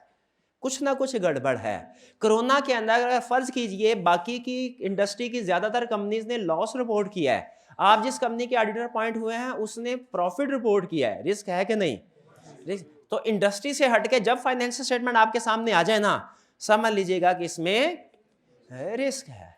ठीक है, तो उसमें बाद में 5-6 साल तक ये चलता रहा, लोगों ने इन्वेस्टमेंट किया। अच्छा, पाकिस्तान में रिवाज ये है, या ये जो डेवलपिंग कंट्रीज होती हैं, अगर आपने कोई सेविंग करनी है ना, आपके पास पैसे, क्या करे? ज्वेलरी खरीदे, प्रॉपर्टी खरीदे, इन दो इन्वेस्टमेंट करें। जो डेवलप कंट्रीज होती हैं उनमें ऐसा नहीं होता, उनमें वो क्या करते हैं, कंपनीज के शेयर्स में इन्वेस्टमेंट करते हैं। वो कहते हैं इससे क्या होगा कि ज्वेलरी में या प्रॉपर्टी में करें ना इन्वेस्टमेंट, आपकी कैपिटल एप्रिसिएशन तो होती है, हर महीने नहीं आते पैसे आपको। वहाँ पे जो पेंशनर हजरात होते हैं ना, जब उन्हें पेंशन वगैरह मिलते हैं, वो अपनी सारी उम्र की जमा पूंजी किसी न किसी कंपनी में इन्वेस्ट करते हैं, ट्रेंड है वहाँ पे, ताकि उससे उन्हें डिविडेंड वगैरह मिलता रहे, और जाहिर है शेयर की प्राइस बढ़ती है, वो भी उन्हें फायदा होता है। तो लोगों ने, हजारों पेंशनर्स ने 60-60, 70-70 साल की उम्र में जब देखा कि इस कंपनी के प्रॉफिट बढ़ रहे हैं, कुछ ब्रोकर हजरात भी फिर कहते हैं इस कंपनी में इन्वेस्टमेंट कर लें, उन्होंने इस कंपनी में इन्वेस्टमेंट कर ली। बाद में पता चला इन्होंने अपनी सेल्स ओवरस्टेट की थी। जब पता चला सेल्स ओवरस्टेट की थी, तो 3-4 महीने के अंदर अंदर इनका शेयर जो तकरीबन शायद $90 से ऊपर का ट्रेड हो रहा था, 3-4 महीने के अंदर अंदर $1 से भी कम पे प्राइस आ गई। अब आप इमेजिन कीजिए, जिस लोगों ने अपनी सारी उम्र की जमा पूंजी इस कंपनी के शेयर खरीदने पे लगाई थी, 4-5 महीने के अंदर उनकी वेल्थ कितनी हुई, 2% के करीब पहुंच गई। अगर किसी ने फॉर एग्जांपल 10 लाख के शेयर खरीदे थे, तो वो 4-5 हज़ार के रह गए। उनकी तो सारी उम्र की जमा पूंजी, इतने बुरे हालात हो गए थे कि जो पेंशनर हजरात थे, उनके पास जिस जगह पे वो रहते थे उसका किराया अदा करने के पैसे नहीं थे, वो सड़कों पे आ गए थे। सड़कों, ये राइट साइड पे लोग आपको एहतजाज करते नजर आ रहे होंगे, ये वो लोग हैं जो कि एहतजाज, जिन्होंने इन्वेस्टमेंट की थी। और लेफ्ट साइड पे ये 2 लोग हैं ना, ये वो लोग हैं जो इस फ्रॉड में इन्वॉल्व थे। ये इस कंपनी का चीफ एग्जीक्यूटिव था, और इंटरेस्टिंगली ये इस कंपनी का चीफ एग्जीक्यूटिव था, ये इस कंपनी का डायरेक्टर था, बोर्ड ऑफ डायरेक्टर्स का चेयरमैन। अच्छा, सारे डायरेक्टर्स इन्वॉल्व नहीं थे, चीफ एग्जीक्यूटिव तो जब कभी याद रखे कंपनी में फ्रॉड होता है ना, मोस्ट प्रोबेबली चीफ एग्जीक्यूटिव तो होगा ही, डायरेक्टर सारे नहीं, एक आधा डायरेक्टर इन्वॉल्व होता है। बाकी के डायरेक्टर्स जो ज्यादा डायरेक्टली इन्वॉल्वमेंट नहीं होती, कंपनी लॉ में आपने पढ़ा होगा कि कुछ एग्जीक्यूटिव डायरेक्टर होते हैं, कुछ नॉन एग्जीक्यूटिव होते हैं। तो जो, हाँ जी, तो कंपनी में इन्वॉल्व होते हैं, ऑपरेशन में ज्यादा इन्वॉल्व होते हैं, उनके तो ये बोर्ड ऑफ डायरेक्टर का चेयरमैन था, ये भी फ्रॉड में इन्वॉल्व था। इन दोनों को बाद में सजाएं हुई, ठीक है। तो इससे, लेकिन आप इमेजिन नहीं कर सकते वहां पे लोगों की, आवाम की हालत क्या थी, ठीक है। इसीलिए ये कहा जाता है कि, एक जगह पे मैं आर्टिकल पढ़ रहा था, वो कह रहा था डॉक्टर का प्रोफेशन, मेडिकल प्रोफेशन बड़ा नोबल समझा जाता है, लेकिन अगर डॉक्टर एक गलत डिसीजन कर दे ना, तो एक ही आदमी की जान जाएगी। लेकिन अगर एक ऑडिटर गलत डिसीजन कर दे ना, तो पूरी इकॉनमी, पूरी इंडस्ट्री के जो लाखों लोग हैं, उनकी जानों को खतरा बन सकता है। अब इमेजिन कर सकते हैं, ये तो शेयर होल्डर्स की बात हो गई ना, जिन्होंने इन्वेस्टमेंट की थी, वो भी सड़कों पे, जो एम्प्लॉयज थे, जाहिर है इसके बाद कंपनी बंद हो गई, वो चलना थोड़ी था, तो उनकी एम्प्लॉयमेंट, बेरोजगार हो गए। इमेजिन कर सकते हैं आपके उनके हालात क्या होंगे उस वक्त। दूसरी एग्जांपल जो है वो सत्यम कंप्यूटर की है। आपने कभी वो इंडिया में प्रोग्राम, ये इंडियन कंपनी थी, आपको पता है इंडिया में कुछ आईटी बूस्ट है, तो ये आईटी सर्विसेज प्रोवाइड करती थी। कोई आमिर खान का एक प्रोग्राम शायद लगता था, मैंने देखा नहीं, कभी सुना, कोई सत्यम में विजेतिया, कुछ इस तरह का नाम होता था। हाँ, इसका मतलब शायद ये है कि सच में जीत है। हाँ, सत्यम कंप्यूटर का, इंटरेस्टिंगली, सत्यम का मतलब होता है सच्चा हिंदी में, इंडिया में। तो सत्यम कंप्यूटर का मतलब सच्चाई, ये में सच होता। किया क्या इन्होंने, इस कंपनी का जो सीईओ था, राजू करके कुछ इसका नाम था, हाँ जी, सीईओ था, इसने भी फ्रॉड किया कंपनी में। कंपनी के जब भी याद रखें, जो चीफ एग्जीक्यूटिव होता है ना, उसके ऊपर अमूमी तौर पे लिस्टेड कंपनी के चीफ एग्जीक्यूटिव के ऊपर प्रेशर होता है कि उसने अपनी फाइनेंशियल स्टेटमेंट्स को में प्रॉफिट ज्यादा शो करना है, ताकि शेयर होल्डर खुश रहें, डायरेक्ट, और उसको रीअपॉइंट करते रहे, उसके टेन्योर को बढ़ाते रहे। तो अगर कभी कुछ हालात की वजह से, कुछ अपनी गलत पॉलिसीज की वजह से इंडस्ट्री में बास का स्लम आ जाता है, उस वजह से ग्रोथ ना हो रही हो ना, तो ग्रोथ, याद रखें, उस सिचुएशन में इनके ऊपर ज्यादा प्रेशर होता है कि आउट परफॉर्म करें, अपने आप को एक्स्ट्रा ऑर्डिनरी शो करवाएं, ठीक है। ये बिल्कुल ऐसे ही है, अगर आपका किसी स्टूडेंट का आई कैप में 3 पेपर दिए, 3 पास हो गए, वो खुशी से घर में बताएगा 3 पेपर पास हो गए। और अगर उसका एक ही पेपर पास हुआ, या मे भी कोई भी पेपर पास ना हुआ हो, तो मुझे बताइए उसके ऊपर प्रेशर होगा कि नहीं। और घर में घर वाले भी कह रहे हो, भाई जल्दी जल्दी क्वालिफाई करो, 2 साल तो हो गए, अभी कितना टाइम लेना है, अभी तो आपके आर्टिकल भी स्टार्ट नहीं हुए। तो फिर बताइए, क्या अब वो स्टूडेंट अपने आप को अंडर प्रेशर फील करेगा कि नहीं, और वो झूठ बोल सकता है। शायद वो स्टूडेंट हमारी क्लास में भी बैठा हो, तो बहरहाल इसी तरह की पोजीशन, इसने भी फ्रॉड किया, इसको 7 साल की जेल हुई और 5.5 करोड़ का जुर्माना हुआ इंडियन रुपीस में, जो बहुत ही कम है जुर्माना, सजा ठीक है। अगर आप इसका साइज ऑफ फ्रॉड देखें, अब नेक्स्ट उसने हमें बताया कि इसने किस किस तरीके से फ्रॉड, कुछ एग्जांपल उसने बता दिए, कुछ नहीं भी बताई, वो फिर कभी आपके साथ शेयर करूंगा।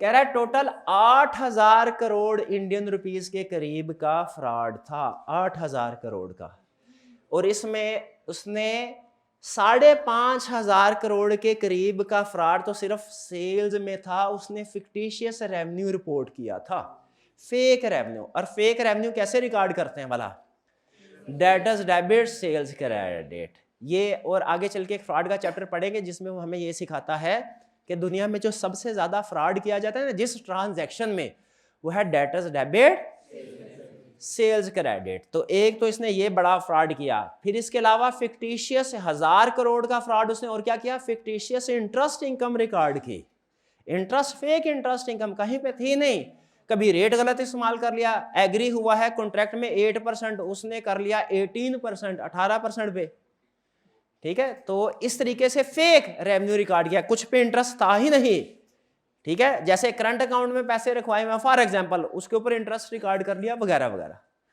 इंटरेस्ट में भी। फिर इसके बाद फिक्टिशियस फॉरेन एक्सचेंज गेन या loss record, foreign exchange gain record किया। बस बात कंपनी इंपोर्ट एक्सपोर्ट कर रही होती ना, जो कंपनी इंपोर्ट एक्सपोर्ट कर रही होती है वो फॉरेन करेंसी में इन्वॉल्व होती है, उस कंपनी में फॉरेन करेंसी गेन रिकॉर्ड होगा या लॉस होगा। क्यों भला, क्योंकि या तो फॉरेन करेंसी का बैलेंस शीट डेट पे रेट बढ़ जाता है या कम हो जाता है।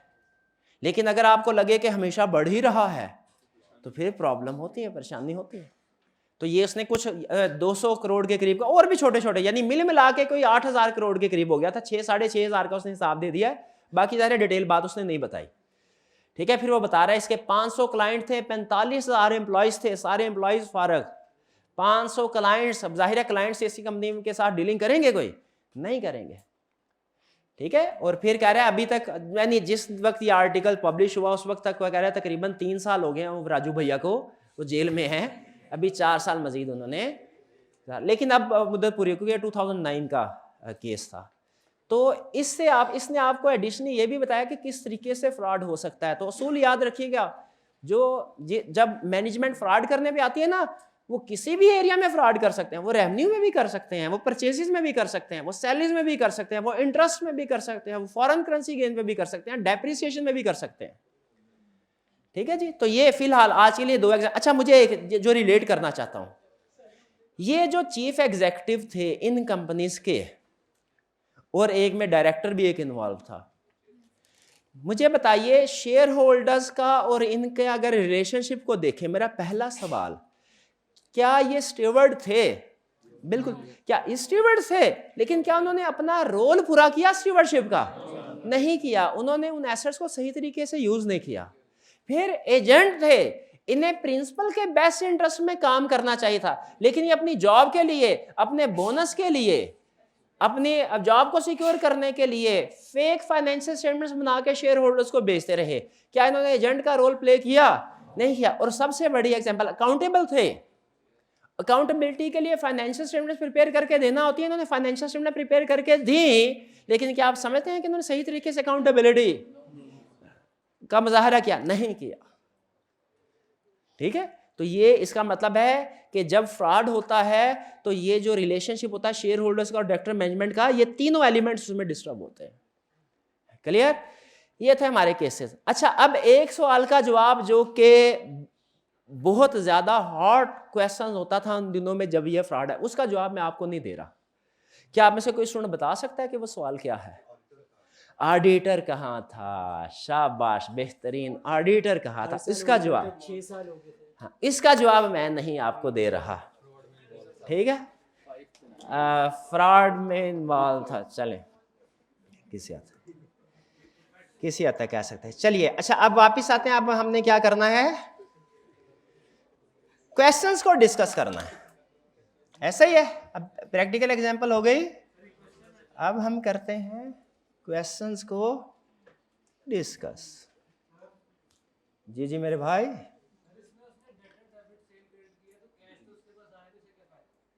हाँ डेटर डेबिट में कहा सर फेक एंट्री की debtor debit sales credit cash तो यानी उससे क्या फायदा, प्रॉफिट आ गया तो प्रॉफिट के ऊपर बोनस आ गया, उसको प्रॉफिट में बोनस मिलना था ना, कैश में बोनस थोड़ी मिलता है। चलिए अब असाइनमेंट आपने की है, पार्टिसिपेशन के लिए तैयार है? चलिए डिस्कशन की तरफ चलते हैं हम।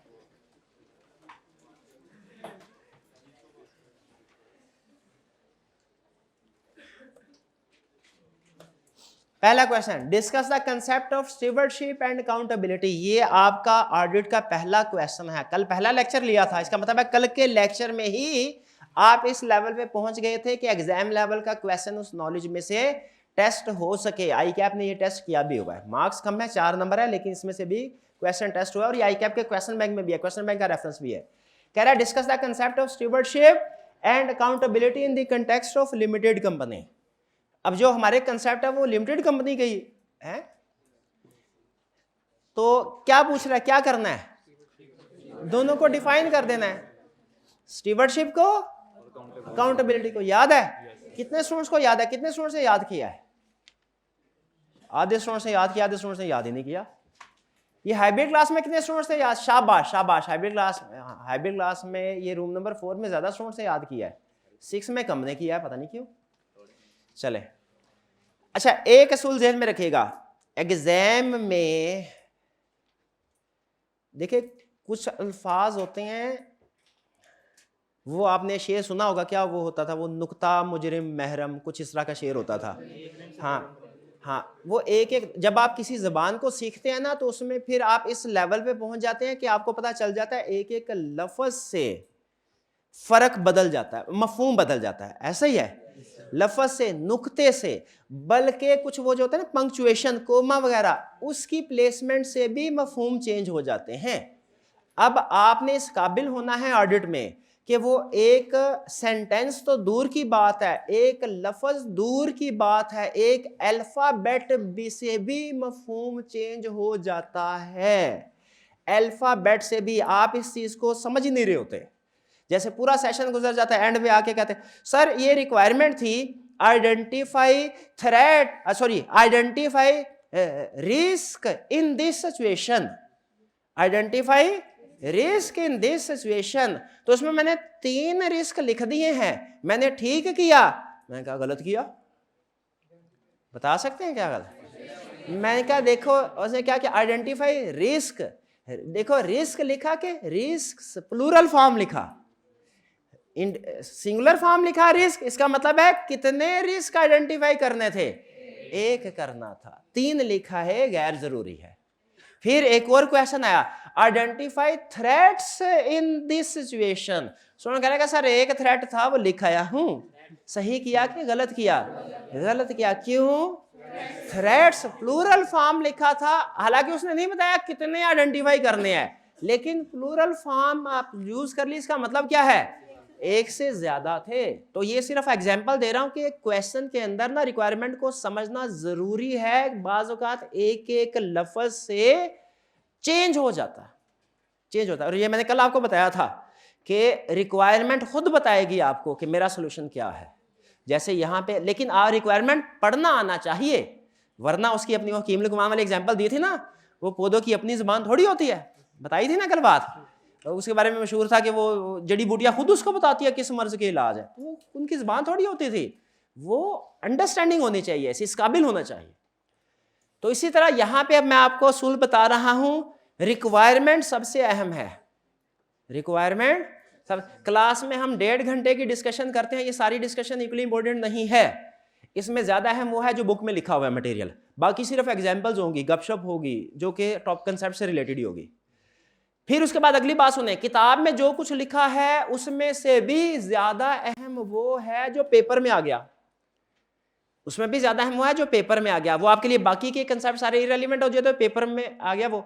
किताब के 300 सफ़े कम अहम, जो पेपर के 4 सफ़े हैं वो ज्यादा अहम हो जाते हैं। अगली बात सुने, पेपर के 4 सफ़े भी अलहदा, हर क्वेश्चन के एंड पे जो रिक्वायरमेंट है वो सबसे ज्यादा अहम है। याद रखें, बहुत से स्टूडेंट ऐसे हैं जो इस वजह से फेल नहीं होते, क्लासेस अटेंड नहीं की होती हैं, इस वजह से फेल नहीं होते, किताब नहीं पढ़ी होती है, इस वजह से फेल नहीं होते, पेपर देने नहीं गए, देने जाते हैं, सवाल भी सारे करते हैं, किस वजह से फेल होते हैं? रिक्वायरमेंट को सही तरीके से नहीं पढ़ा। तो एग्जाम में खास तौर पे रिक्वायरमेंट को समझना आपके लिए सबसे अहम जरूरी है। ये जो लेवल है ना कैफ 8, इसमें सारे फिल्टर होके आते हैं, सारे पढ़ने वाले हैं, नॉन सीरियस बच्चे नीचे रह जाते हैं, सारे पढ़ने वाले। तो यहाँ पे फेल होने की रीजन क्या है? रिक्वायरमेंट को अच्छे तरीके से समझ नहीं पाते। अकाउंटिंग में अमूमी तौर पे रिक्वायरमेंट आपको क्वेश्चन की शक्ल नजर आती है, पता चल जाता है रिक्वायरमेंट क्या होगी। ट्रायल बैलेंस नजर आ गया, नीचे कुछ इन्फॉर्मेशन है, पता चल गया प्रॉफिट लॉस बैलेंस शीट बनाएगा। रेक्टिफिकेशन ऑफ एरर के जितने क्वेश्चन होते हैं तकरीबन एक तरह की शक्ल। बैंक रिकंसिलिएशन स्टेटमेंट के क्वेश्चन होते हैं तकरीबन एक तरह की शक्ल।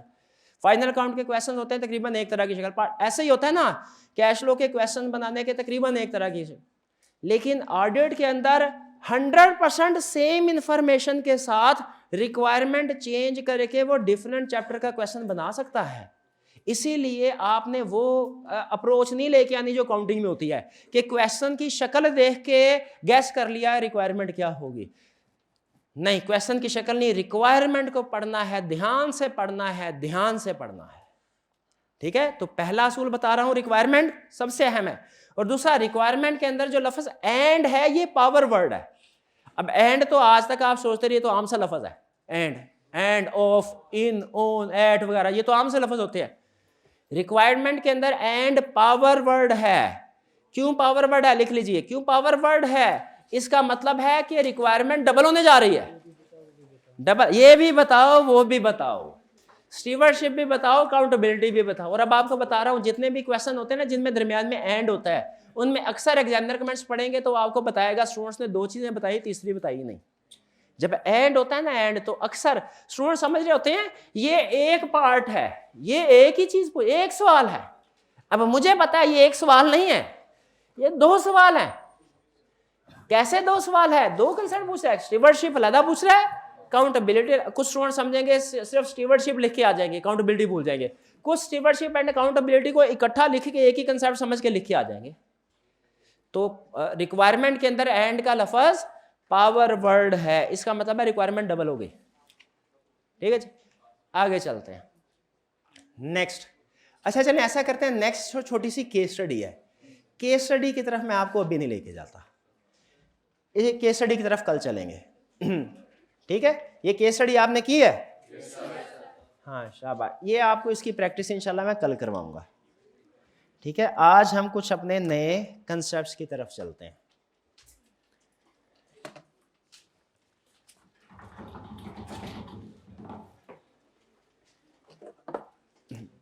नए कंसेप्ट क्या है? हमने क्या कुछ कर लिया। हाँ ठीक है, प्रैक्टिकल एग्जांपल हो गई। ये दिखाइएगा, लेक्चर प्लान दिखाइएगा। लेक्चर प्लान पर्ची मिली? पर्ची आपको नहीं मिली? मेंटी हो गया, प्रैक्टिकल एग्जांपल हो गया, डिस्कशन हो गई। अच्छा रीकैप, हाँ बिल्कुल, कुछ टर्म्स हैं ये मैं आपके साथ शेयर कर रहा हूँ। इंटरनल कंट्रोल सिस्टम और फाइनेंशियल स्टेटमेंट में क्या फर्क है, पता चल गया? दोनों में फर्क। इंटरनल कंट्रोल सिस्टम क्या है? वो पॉलिसी एंड प्रोसीजर जिससे गुजर के फाइनेंशियल स्टेटमेंट बनती है। और फाइनेंशियल स्टेटमेंट्स क्या है? वो आउटपुट। ठीक है जी। वीकनेस इन इंटरनल कंट्रोल क्या है? पॉलिसीज के अंदर, प्रोसीजर्स के अंदर कोई प्रॉब्लम होना, ये वीकनेस इन इंटरनल कंट्रोल है। और मिस स्टेटमेंट क्या है? फाइनेंशियल में प्रॉब्लम। मैं फ्रेज बोलने लगा हूं, आपने बताना इसमें क्या गलती है। Miss statement in internal control, internal control में मिस स्टेटमेंट हो ही नहीं सकती, वो तो वीकनेस इन इंटरनल कंट्रोल होगी। दूसरा फ्रेज सुने, वीकनेस इन फाइनेंशियल स्टेटमेंट्स। ये भी भाई फाइनेंशियल स्टेटमेंट में मिस स्टेटमेंट होगी, वीकनेस थोड़ी होगी। तो ये अल्फाज आपने ध्यान से यूज करने हैं। वीकनेस को इंटरनल कंट्रोल के साथ लिंक करना है, फाइनेंशियल स्टेटमेंट के साथ नहीं। मिस स्टेटमेंट को फाइनेंशियल स्टेटमेंट के साथ लिंक करना है, इंटरनल कंट्रोल के साथ नहीं।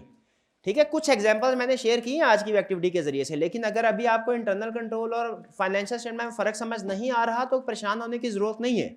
ठीक है, ये थोड़ा एडवांस कंसेप्ट है, मेन कंसेप्ट जहन में रख लें। एग्जाम्पल एक एक भी काफ़ी है कि फाइनेंशियल स्टेटमेंट जो इनकम स्टेटमेंट बैलेंस शीट है, और जो इंटरनल कंट्रोल सिस्टम है वो क्या है कि काम किस तरीके से होता है, वो फाइनेंशियल बनाई कैसे जाती हैं। जैसे किसी रेस्टोरेंट में गए, टेबल पे बैठ के ऑर्डर दिया, वो जो खाना हमारी टेबल पे सर्व हुआ वो ऐसा है जैसे फाइनेंशियल स्टेटमेंट है, और वो खाना बना कैसे है? वीकनेस इन इंटरनल कंट्रोल है। अब खाना बनाने वाले ने हाथ नहीं धोए लेकिन खाना बहुत मजे का है, हाँ? ये वीकनेस इन इंटरनल कंट्रोल तो है, miss statement in financial statement नहीं है। ठीक है जी, तो ये दोनों कंसेप्ट अलग अलग होते हैं। अच्छा, हमें तो मेरा ख्याल है रेस्टोरेंट में जाएं तो सिर्फ ये देखना चाहिए खाना मजे का है कि नहीं, हमें इंटरनल कंट्रोल से क्या लेना देना? क्या हमें सिर्फ फाइनेंशियल, ऐसा है क्या?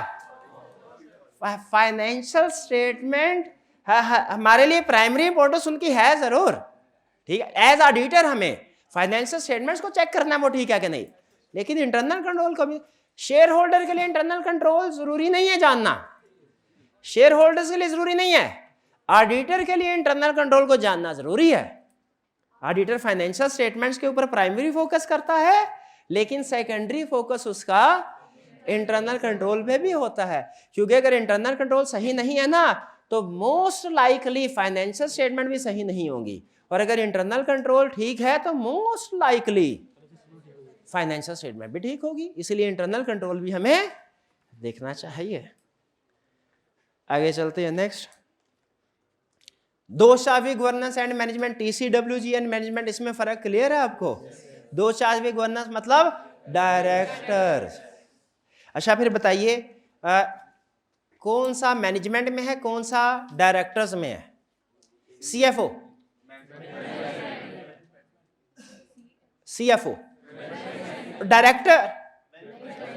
डायरेक्टर दोषावी गवर्नेंस, डायरेक्टर दोषावी गवर्नेंस।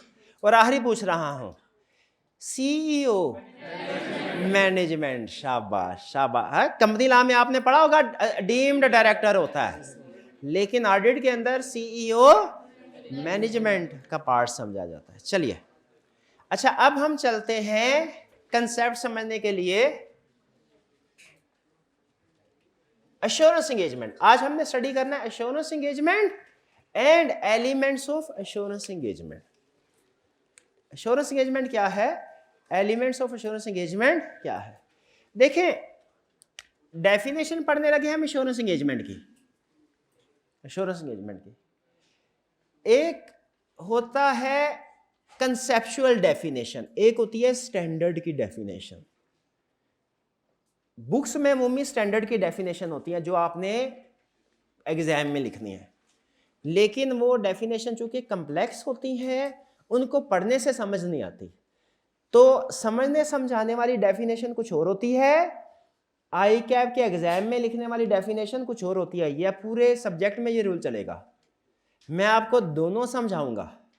अमूमी तौर पे कंसेप्चुअल डेफिनेशन आपको ज्यादा समझ आएगी, इसकी स्टैंडर्डाइज्ड वर्ड में जो डेफिनेशन है उसकी समझ कम आएगी, लेकिन समझने के लिए कंसेप्चुअल डेफिनेशन जो लिखना है वो क्या करना है, स्टैंडर्ड। अब जो स्टूडेंट घर जाके याद नहीं करते ना, लेक्चर ले लेते हैं घर जाके याद नहीं करते, जब टेस्ट होता है ना वो कंसेप्चुअल डेफिनेशन लिख रहे होते हैं जो कंसेप्चुअली ठीक है लेकिन हम उनको 0 नंबर देते हैं, क्यों भला? स्टैंडर्डाइज्ड वाला। तो समझने समझाने वाला कंसेप्ट और है, एग्जाम में लिखने वाला कंसेप्ट और है, मैं आपको दोनों बताऊंगा, लेकिन आपने लिखना कौन सा है? जब कभी कंसेप्ट लिखना है हमेशा ये स्टैंडर्ड वाला। अच्छा, कल हमने स्टडी किया, मैंने आपके सामने 2 सिचुएशन रखी थी कि पहली सिचुएशन अगर डायरेक्टर दोषावी गवर्नेंस से financial statements directly share holder को जाए तो तब ज्यादा रिलायबल है, या जब पहले ऑडिट हो और फिर उसके बाद रिपोर्ट जाए। तो क्या हम ये कह सकते हैं कि जो फाइनेंशियल स्टेटमेंट्स ऑडिटर के पास गए और इसने इनको चेक करके इसके ऊपर रिपोर्ट दी, तो इस ऑडिट रिपोर्ट की वजह से शेयर होल्डर की रिलायंस बढ़ गई, शेयर होल्डर का कॉन्फिडेंस फाइनेंशियल स्टेटमेंट्स के बारे में बढ़ गया, शेयर होल्डर्स का ट्रस्ट लेवल बढ़ गया, शेयर होल्डर का अश्योरेंस लेवल, श्योरिटी लेवल बढ़ गया कि ये फाइनेंशियल स्टेटमेंट सब ठीक हैं। तो जब ऑडिट रिपोर्ट मिलती है शेयर होल्डर्स को तो हम ये कह सकते हैं कि इस ऑडिट रिपोर्ट से शेयर होल्डर का अश्योरेंस लेवल बढ़ता है। जब ऑडिट रिपोर्ट दी जाती है शेयर होल्डर को अश्योरेंस लेवल बढ़ता है, तो जब अश्योरेंस लेवल बढ़ता है तो मैं क्या ये कह सकता हूं कि जब ऑडिटर रिपोर्ट शेयर होल्डर्स को दे रहा है तो बेसिकली इस रिपोर्ट के जरिए से अश्योरेंस दे रहा है। क्या मैं ये कह सकता हूं कि ऑडिटर रिपोर्ट के जरिए असल में अश्योरेंस प्रोवाइड कर रहा है शेयर होल्डर्स को कि वो फाइनेंशियल स्टेटमेंट्स के बारे में श्योर हो जाते हैं ठीक है कि गलत। तो अगर अश्योरेंस प्रोवाइड कर रहा है तो क्या मैं ये कह सकता हूं कि ऑडिटर अश्योरेंस प्रोवाइडर भी है? अच्छा, अगर मैं ये कह सकता हूं ऑडिटर अश्योरेंस प्रोवाइडर भी है तो मैं क्या ये कह सकता हूं कि ऑडिट अश्योरेंस एंगेजमेंट भी है? बिल्कुल। अश्योरेंस एंगेजमेंट एक जनरल या कॉमन या कंप्रीहेंसिव टर्म है अश्योरेंस एंगेजमेंट। तो हमें कंसेप्चुअली तो पता चल गया अश्योरेंस एंगेजमेंट क्या है। अश्योरेंस एंगेजमेंट क्या है? कंसेप्चुअली ऑडिट का ही दूसरा नाम है। अश्योरेंस एंगेजमेंट कोई हमसे पूछे क्या होती है, हम कहेंगे वेरिफिकेशन ऑफ फाइनेंशियल स्टेटमेंट। तो अश्योरेंस एंगेजमेंट की कंसेप्चुअल डेफिनेशन क्या है? अश्योरेंस एंगेजमेंट की कंसेप्चुअल डेफिनेशन क्या है? Verification of financial statements. तो ये तो लेकिन इसकी कंसेप्चुअल डेफिनेशन है। कंसेप्चुअली जहां कहीं अश्योरेंस एंगेजमेंट आए ना, आप अपने माइंड में ले आना कंसेप्ट क्या? अश्योरेंस एंगेजमेंट का मतलब वेरिफिकेशन ऑफ फाइनेंशियल स्टेटमेंट्स। लेकिन अगर एग्जाम क्वेश्चन में पूछे ना अश्योरेंस एंगेजमेंट को डिफाइन करे, आपने ऐसे नहीं लिखना वरना 0 नंबर आएगा। कंसेप्ट ठीक है लेकिन लिखना नहीं है, लिखना है स्टैंडर्डाइज्ड वर्ड में। स्टैंडर्डाइज्ड वर्ड क्या है एश्योरेंस एंगेजमेंट के? कहता है एश्योरेंस एंगेजमेंट सुन लीजिए, assurance engagement means an engagement in which A practitioner obtains evidence about valuation of a subject matter against suitable criteria and expresses his conclusion to enhance the confidence of intended users other than responsible party। ठीक है, फिर से पढ़िए assurance मेरे साथ साथ assurance engagement means an engage. अच्छा, मैं पढ़ाता हूं, आपने पढ़ना है जैसे वो तीसरी चौथी क्लास में पढ़ते थे ना क्लास में। Assurance engagement means an engagement in which practitioner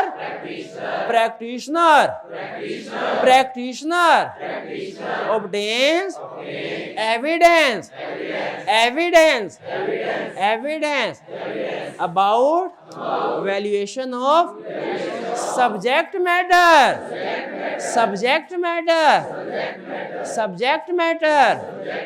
against suitable criteria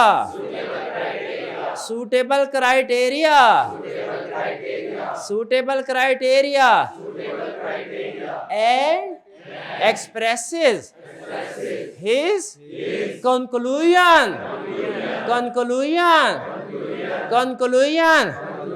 to enhance the confidence of intended user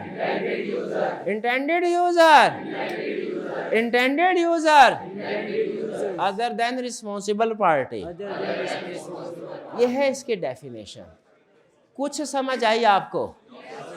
कुछ समझ नहीं आई? हो ही नहीं सकती, क्योंकि अभी सिर्फ आपको डेफिनेशन समझाई है, कोशिश की है इसके अल्फाज के साथ आप कंफर्टेबल हो जाएं, समझाया नहीं। समझाने के लिए हमें क्या करना पड़ेगा? इसके पावर वर्ड्स को अलग करना पड़ेगा, इसके हिस्से करने पड़ेंगे। जब कोई चीज मुश्किल हो ना तो गोरो का रूल अडॉप्ट किया करें। जब कोई चीज गोरो का रूल क्या है? Divide and rule. तो हम इसको डिवाइड करते हैं, समझते हैं। इस एक डेफिनेशन जो मुश्किल है इसको मुख्तलिफ हिस्सों में डिवाइड करते हैं, फिर देखते हैं एश्योरेंस एंगेजमेंट। अच्छा, means an engagement in which A practitioner किसे कहते हैं भाई? ऑडिटर, प्रोफेशनल को। ये बेसिकली जेनेरिक टर्म है, कोई भी प्रोफेशनल हो उसे प्रैक्टिशनर कहते हैं। प्रैक्टिशनर है डॉक्टर, प्रैक्टिशनर है वकील, प्रैक्टिशनर है। तो जनरल वर्ड यूज किया, जनरल डेफिनेशन। प्रैक्टिशनर का मतलब क्या है? ऑडिटर। एश्योरेंस ये एक ऐसी एंगेजमेंट है, ऐसा काम है जिसमें एक प्रैक्टिशनर ऑब्टेन करता है एविडेंस, सबूत इकट्ठे करता है। कैसे? जैसे कोई जज हो, जज भी फैसला देने से पहले, अपना कंक्लूजन देने से पहले वो मुल्जिम की शक्ल देख के फैसला कर देता है ना, इसको फांसी दे दो, कि वो तमाम सबूतों और गवाहों के बयानात की रोशनी में किसी नतीजे पे पहुंचता है। तो वो जिस नतीजे यानी कंक्लूजन पे पहुंचता है वो एविडेंस की बेस पे पहुंचता है कि सिर्फ ज़बानी कलामी बातों पे। एविडेंस की बेस पे। तो अच्छा प्रोफेशनल हमेशा एविडेंस की बेस पे बात करेगा। मुझसे अगर आप में से कोई वालिदैन आके किसी के पूछते हैं हमारा बच्चा पास होगा आपके ख्याल में या फेल होगा, तो क्या मुझे सिर्फ शक्ल देख के बता देना चाहिए? नहीं, एविडेंस, मेरे पास एविडेंस क्या होगा, उसने असाइनमेंट करता है कि नहीं, टेस्ट दिए हैं कि नहीं, टेस्ट में उसकी परफॉर्मेंस क्या है, वगैरह वगैरह। तो मुझे एज ट्रू प्रोफेशनल एविडेंस के बगैर उसे कोई स्टेटमेंट नहीं, उनको कोई स्टेटमेंट नहीं देनी चाहिए। तो ऑडिटर को भी जब इसने ये बताना है, ये कंक्लूजन देना है, क्या कंक्लूजन देना है ऑडिटर ने? क्या कंक्लूजन देना है ऑडिटर ने? कि फाइनेंशियल स्टेटमेंट ठीक है कि गलत? तो मुझे बताइए, कोई ब्रीफ केस देख के फैसला कर दे, क्या करे? सीईओ देख के फैसला कर दे। सीईओ तो बहुत नेक आदमी है, लंबी दाढ़ी, हाथ में तस्बीह, सर पे टोपी, भाई फाइनेंशियल स्टेटमेंट अनमोडिफाइड, ऐसे करना चाहिए? नहीं, क्या? एविडेंस। तो एंगेजमेंट इन विच प्रैक्टिशनर यानी एविडेंस इकट्ठा करता है अबाउट वैल्यूएशन, करता है वैल्यूएट करना, वेरीफाई करना। वैल्यूएशन का मतलब क्या है? वेरीफाई करना। अबाउट वैल्यूएशन, वेरिफिकेशन करता है किसकी?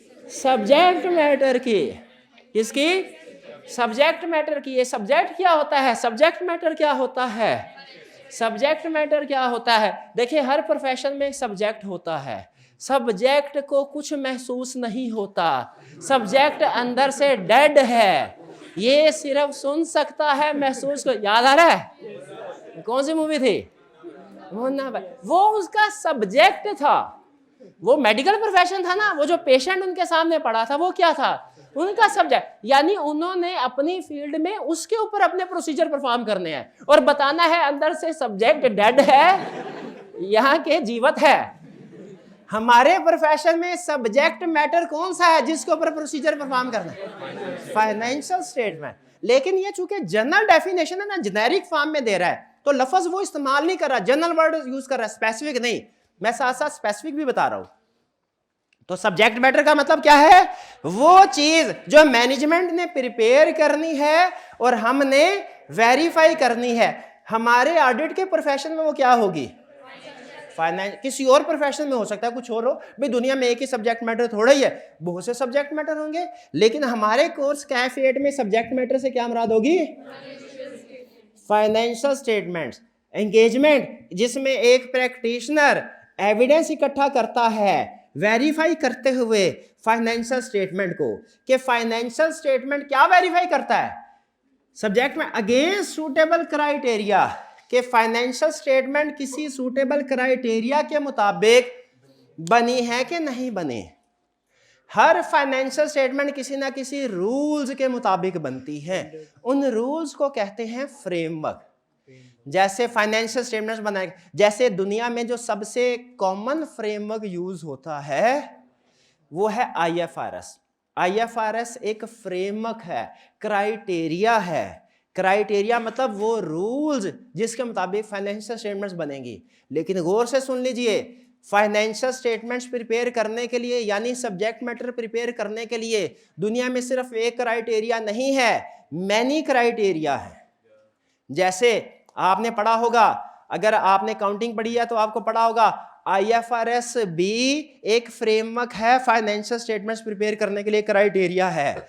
और tax basis income tax ordinance भी, अगर आपने कैफ2 टैक्स पढ़ा है तो टैक्स रूल्स के मुताबिक भी फाइनेंशियल स्टेटमेंट्स प्रिपेयर होती हैं। एक और भी criteria, cash basis accounting. Cash basis के बारे में सुना है? कैश बेसिस के मुताबिक भी फाइनेंशियल स्टेटमेंट्स प्रिपेयर होती है। तो फाइनेंशियल स्टेटमेंट प्रिपेयर करने के बहुत से क्राइटेरिया हैं। IFRS भी है, टैक्स बेसिस भी है, कैश बेसिस भी है। ठीक है, आपने कौन सा क्राइटेरिया यूज करना है कि फाइनेंशियल स्टेटमेंट उसके मुताबिक बनी है कि नहीं? सूटेबल। सूटेबल की एग्जांपल देता है, कहता है कैसे पता चलेगा सूटेबल है कि नहीं? क्लाइंट ने आपसे कहा फाइनेंशियल स्टेटमेंट्स का ऑडिट कर दो, आप ऑडिटर है, मैं क्लाइंट हूं, फाइनेंशियल स्टेटमेंट का सर ऑडिट कर दीजिए। अब आप पूछे क्राइटेरिया कौन सा है? क्राइटेरिया कौन सा है? सर क्राइटेरिया है FBR का इनकम टैक्स ऑर्डिनेंस। क्या ये सूटेबल है? It depends. अब आपने दूसरा सवाल मुझसे पूछना चाहिए, सर पर्पस क्या है, फाइनेंशियल स्टेटमेंट बना किस लिए रहे हैं? मैं टैक्स रिटर्न के साथ जोड़ के भेजनी है। अब बताइए सूटेबल हो गया कि नहीं हो गया? और अगर मैं कहूं कि मैंने शेयर होल्डर्स को भिजवानी है, फिर सूटेबल नहीं है। तो कभी कोई क्राइटेरिया सूटेबल होगा, कभी कोई। आपने देखना है सर्कमस्टेंसेस के मुताबिक सूटेबल क्राइटेरिया अडॉप्ट किया गया हो, ठीक है। तो कभी हम अमूमी तौर पे हमारे सिलेबस की हद तक क्राइटेरिया आईएफआरएस ही होगा। एग्जाम्पल के लिए बता रहा हूं, आपके बहुत से क्राइटेरिया हो सकते हैं फाइनेंशियल स्टेटमेंट बनाने के लिए, लेकिन हमारे सिलेबस में आईएफआरएस ही हुआ करेगा। आईएफआरएस पढ़ रहे हैं ना आप, वो इसीलिए पढ़ रहे हैं। पाकिस्तान में जितनी भी कंपनीज हैं उनकी फाइनेंशियल स्टेटमेंट्स आईएफआरएस के मुताबिक बनती है, ठीक है। एंगेजमेंट, एश्योरेंस एंगेजमेंट ऐसी एंगेजमेंट है जिसमें ऑडिटर एविडेंस इकट्ठा करता है कि उस फाइनेंशियल स्टेटमेंट आईएफआरएस के मुताबिक बनी है कि नहीं बनी, और जब एविडेंस इकट्ठा कर देता है तो फिर चुप करके घर चला जाता है? नहीं, वो अपना कंक्लूजन, अपना ओपिनियन, अपना नतीजा देता है रिपोर्ट की शक्ल में, एंड एक्सप्रेसेस हिज कंक्लूजन, अपना कंक्लूजन एक्सप्रेस करता है ज़बानी कलामी के रिटन फॉर्म में। वो जिस रिटन लेटर में लिखते हैं क्राइटेरिया, उसे क्या कहते हैं? ऑडिट रिपोर्ट, और अपना कंक्लूजन देता है। इस कंक्लूजन देने की वजह क्या है? ताकि जो इंटेंडेड यूजर्स है ना, उनका कॉन्फिडेंस बढ़ जाए, इंटेंडेड यूजर का कॉन्फिडेंस बढ़ जाए, to enhance the confidence of intended user. आगे लिखा हुआ है अदर देन रिस्पॉन्सिबल पार्टी, के इंटेंडेड यूजर कौन है वाला? Shareholder. रिस्पॉन्सिबल पार्टी कौन है? मैनेजमेंट। मैनेजमेंट क्यों रिस्पॉन्सिबल पार्टी है? उसे क्यों रिस्पॉन्सिबल कहते हैं? क्योंकि responsibility to prepare financial statement उसी की है, उसी की है। भाई बात समझ आ रही है? तो फिर से जरा इस डेफिनेशन को दोबारा से पढ़ते हैं। अब देखिए ये डेफिनेशन आपको समझ आ, अच्छा कह रहा है कॉन्फिडेंस इनहैंस हो रहा है इंटेंडेड यूजर्स का, शेयर होल्डर का, अदर देन रिस्पॉन्सिबल पार्टी। इसका मतलब क्या कि रिस्पॉन्सिबल पार्टी का कॉन्फिडेंस इनहैंस नहीं हो रहा, यही मतलब है ना? सही मतलब है। भाई उसका कॉन्फिडेंस क्यों नहीं इनहैंस हो रहा? हमने उनसे पूछा आपका कॉन्फिडेंस क्यों नहीं? उन्होंने एक लगाई हमें, कहते हमारे हाथ की बनी चीज है, हमारा कॉन्फिडेंस पहले ही मैक्सिमम था, हमारा कॉन्फिडेंस पहले ही मैक्सिमम था। भले कॉन्फिडेंस तो उसका इनहैंस होगा जिसका नहीं था। तो मैनेजमेंट ने कहा हम रिस्पॉन्सिबल पार्टी, हमने खुद ये फाइनेंशियल स्टेटमेंट बनाई, हमारा कॉन्फिडेंस पहले ही मैक्सिमम था। जाके शेयर होल्डर को बताओ फाइनेंशियल स्टेटमेंट ठीक है, हमें ना बताओ, हमने खुद बनाई है, हमें पहले ही बताया, ठीक है। तो फिर से पढ़ते हैं। अश्योरेंस एंगेजमेंट मींस ऐसी एंगेजमेंट जिसमें इन विच ए प्रैक्टिशनर यानी ऑडिटर, इन विच ए प्रैक्टिशनर ऑब्टेन्स एविडेंस, वो एविडेंस इकट्ठा करता है about valuation of subject matter, यानी फाइनेंशियल स्टेटमेंट की वेरिफिकेशन का, कि वो क्या वेरिफिकेशन फाइनेंशियल स्टेटमेंट की, कि अगेंस्ट सूटेबल क्राइटेरिया, कि वो आईएफआरएस के मुताबिक बनी है कि नहीं। जनरल वर्ड है, लेकिन पीछे जो छुपे हुए स्पेसिफिक वर्ड है ना, मैं वो आपको सामने ला रहा हूं ताकि समझ आ जाए। अगेंस्ट सूटेबल क्राइटेरिया, कि financial subject matter against suitable criteria, मतलब फाइनेंशियल स्टेटमेंट आईएफआरएस के मुताबिक है कि नहीं है।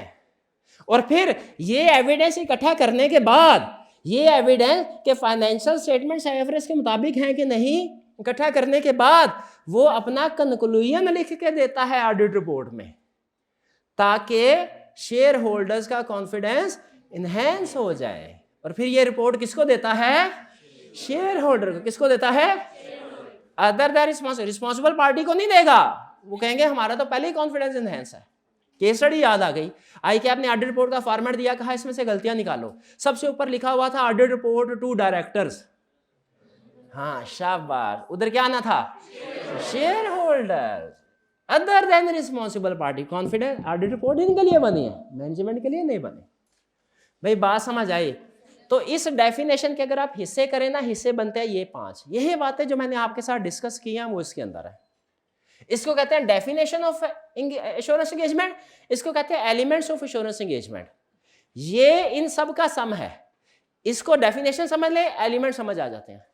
एलिमेंट्स को समझ लें, क्योंकि जितने भी एलिमेंट्स हैं वो सारे अल्फाज डेफिनेशन में इस्तेमाल हुए हैं। दुनिया की हर एश्योरेंस एंगेजमेंट जो है, दुनिया की हर एश्योरेंस एंगेजमेंट, यानी जिसमें कोई ना कोई वेरिफिकेशन करते हैं। एश्योरेंस एंगेजमेंट मतलब जिसमें कोई ना कोई वेरिफिकेशन करते हैं। दुनिया की हर एश्योरेंस एंगेजमेंट, वो चाहे पाकिस्तान में परफॉर्म करे, चाहे यूएसए में करे, चाहे जर्मनी में करे, उसमें 5 एलिमेंट्स होंगे, 5 चीजें होंगी। दुनिया की हर एश्योरेंस एंगेजमेंट में 5 चीजें होंगी। सबसे पहला, 3 पार्टी रिलेशनशिप। हर इंश्योरेंस एंगेजमेंट में कितनी पार्टीज होंगी? कौन कौन से? Share holder, director, auditor. शाबाश। ऑडिटर को प्रैक्टिशनर भी कह दे कोई प्रॉब्लम नहीं है, मैनेजमेंट को रिस्पॉन्सिबल पार्टी भी कह दे कोई प्रॉब्लम नहीं है, शेयर होल्डर को इंटेंडेड यूजर भी कह दे कोई प्रॉब्लम नहीं, क्योंकि आपको पता है डेफिनेशन में जेनेरिक टर्म यूज करता है, हम स्पेसिफिक टर्म्स भी साथ साथ पढ़। सब्जेक्ट मैटर किसे कहते हैं? वो इंफॉर्मेशन जिसको वेरीफाई किया जाता है, जो जिसको मैनेजमेंट प्रिपेयर करती है और ऑडिटर वेरीफाई। जैसे हमारे सिलेबस की हद तक एग्जांपल क्या होगी? अच्छा इसको टेक्निकल कर लें, हिस्टोरिकल फाइनेंशियल स्टेटमेंट। हिस्टोरिकल समझ रहे हैं, जो पास्ट की होती है, इसलिए कि फाइनेंशियल स्टेटमेंट फ्यूचर की भी होती हैं, पता है आपको? उसे क्या कहते हैं? बजटेड फाइनेंशियल स्टेटमेंट या फॉर कॉस्ट। फॉर कॉस्ट एक है हिस्टोरिकल फाइनेंशियल स्टेटमेंट्स, एक है फॉर कॉस्ट फाइनेंशियल स्टेटमेंट। तो मुझे बताइए हिस्टोरिकल फाइनेंशियल स्टेटमेंट्स वेरीफाई करना आसान है कि cash flow for cost verify करना आसान है? हिस्टोरिकल, क्योंकि फ्यूचर हमेशा अनसर्टन है, फ्यूचर में अनसर्टेनिटी ज्यादा है। मैट्रिक में कितने मार्क्स आए भाई के? 106 है, ये सर्टेनिटी के साथ बताएंगे, बता रहे। और आई कैप में कितने पेपर इस दफा पास होंगे? इंशाल्लाह 3 सारे। इसमें वो श्योरिटी नहीं है जितनी के, हाँ इंशाल्लाह अल्लाह ने किया तो अल्लाह ताला की मर्जी का, अल्लाह ताला जाने, हमें थोड़ी पता है। पास्ट जो इवेंट हो जाए ना उसके बारे में हम श्योर हो के बात कर सकते हैं, ये असूल याद रखिएगा, बाद में फिर आएगा वापस किसी कंसर्ट में। फ्यूचर की जो चीजें होती हैं उसके बारे में हमेशा अनसर्टेनिटी ज्यादा है। तो अगर कैश फ्लो हिस्टोरिकल है ना, उसमें एश्योरेंस लेवल हमारा हाई होगा, क्योंकि वो ज्यादा एक्यूरेटली वेरीफाई कर सकते हैं। अगर वही cash flow for cost future की बनाए तो उसमें एश्योरेंस लेवल हमारा कम होगा, मुश्किल। तो बहरहाल सब्जेक्ट मैटर का मतलब फाइनेंशियल स्टेटमेंट। सब्जेक्ट मैटर भी बहुत से हो सकते हैं, लेकिन हमारे सिलेबस की हद तक कौन सा होगा? जब सीफैप लेवल पे जाएंगे ना, उसमें कैश फ्लो फॉर कॉस्ट भी वेरीफाई करना सिखाएगा आपको। अभी इसमें सिर्फ हिस्टोरिकल फाइनेंशियल स्टेटमेंट सिखाएगा, फ्यूचर की वेरीफाई नहीं कर। अब आप सोचें क्या फ्यूचर की चीजें भी वेरीफाई कर सकते हैं हम कि वो ठीक है कि नहीं? हाँ, नजूमी नहीं है हम, लेकिन फिर भी वेरीफाई कैसे कर सकते? सीफैप में सीखेंगे। सूटेबल क्राइटेरिया मतलब क्या है? वो रूल्स जिसके मुताबिक फाइनेंशियल स्टेटमेंट बनेगी। तो मुझे बताइए कि क्या दुनिया में एक ही क्राइटेरिया है? बहुत से क्राइटेरिया। एग्जांपल दे।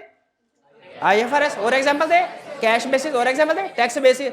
तो अब देखें, मैं फाइनेंशियल में बनाने के लिए फ्रेमवर्क सेलेक्ट कर रहा हूं, आपने बताना सूटेबल है कि नहीं। अक्कड़ बक्कड़ बम्बे वो 80 90 पूरा 100। IFRS ये सर्कमस्टेंसेस पे डिपेंड करेगा, पर्पस पे डिपेंड करेगा, इसीलिए याद रखें उसने सिर्फ ये नहीं कहा क्राइटेरिया, नोट करें। सूटेबल का मतलब है ध्यान से सेलेक्ट करो, अकड़ बकड़ बम्बे वो करके सेलेक्ट नहीं करना। एविडेंस, एविडेंस क्या है? एविडेंस की तरफ मैं बाद में आता हूं। रिटन एश्योरेंस रिपोर्ट ये क्या है? एविडेंस लेने के बाद लिख के किसको बताना क्या? ये रिटन एश्योरेंस रिपोर्ट ये एक स्टैंडर्डाइज्ड फॉर्मेट है, ये आपको पढ़ाया जाएगा। स्टैंडर्डाइज्ड फॉर्मेट होता है, इसमें अल्फाज भी स्टैंडर्डाइज होते हैं, इसमें बहुत सी चीजें होती हैं, बहुत से पैराग्राफ है। सबसे अहम पैराग्राफ कौन सा है? जैसे आई कैप रिजल्ट कार्ड भेजता है आपको, हैं? वो आई कैप का ओपिनियन होता है, कभी मॉडिफाइड होता है, कभी कभी अनमॉडिफाइड होता है, ठीक है। उसमें और भी बड़ी चीजें होती हैं, डेट होती है, नाम होता है भेजने वाले का, हमारा नाम होता है, और भी चीजें होती है। सबसे अहम CRN भी होता है, सिटी नेम भी होता है, कराची लाहौर। सबसे अहम क्या होता है? आई कैप का कंक्लूजन हमारी परफॉर्मेंस के पर पास है कि नहीं है। तो उसी तरह याद रखें रिटन एश्योरेंस रिपोर्ट में भी बहुत सी चीजें होंगी, सबसे अहम कौन सी होगी? वो कंक्लूजन ऑडिटर का कि फाइनेंशियल स्टेटमेंट ठीक है कि गलत है। अच्छा अब है एविडेंस। एविडेंस के बारे में तसल्ली से सुन लीजिए अगले 5 मिनट, उसके बाद लेक्चर खत्म। हाँ एक चीज, ये 5 एलिमेंट होंगे तो हम कहेंगे एश्योरेंस एंगेजमेंट है। एक एलिमेंट भी मिसिंग हुआ हम क्या कहेंगे? एश्योरेंस एंगेजमेंट नहीं है, नॉन एश्योरेंस एंगेजमेंट है। जो एश्योरेंस एंगेजमेंट नहीं है, नॉन एश्योरेंस एंगेजमेंट है। एविडेंस के बारे में तसल्ली से सुन लें, इसमें एडवांस भाई अभी तक अगर चीजें समझ आ रही है तो मैं आपको एडवांस लेवल पे लेके जाना चाह रहा हूं। नहीं अगर समझ आ रही तो फिर बेसिक में रख के लेक्चर को खत्म कर देता हूं। बताइए, एडवांस लेवल पे जाना चाहते हैं?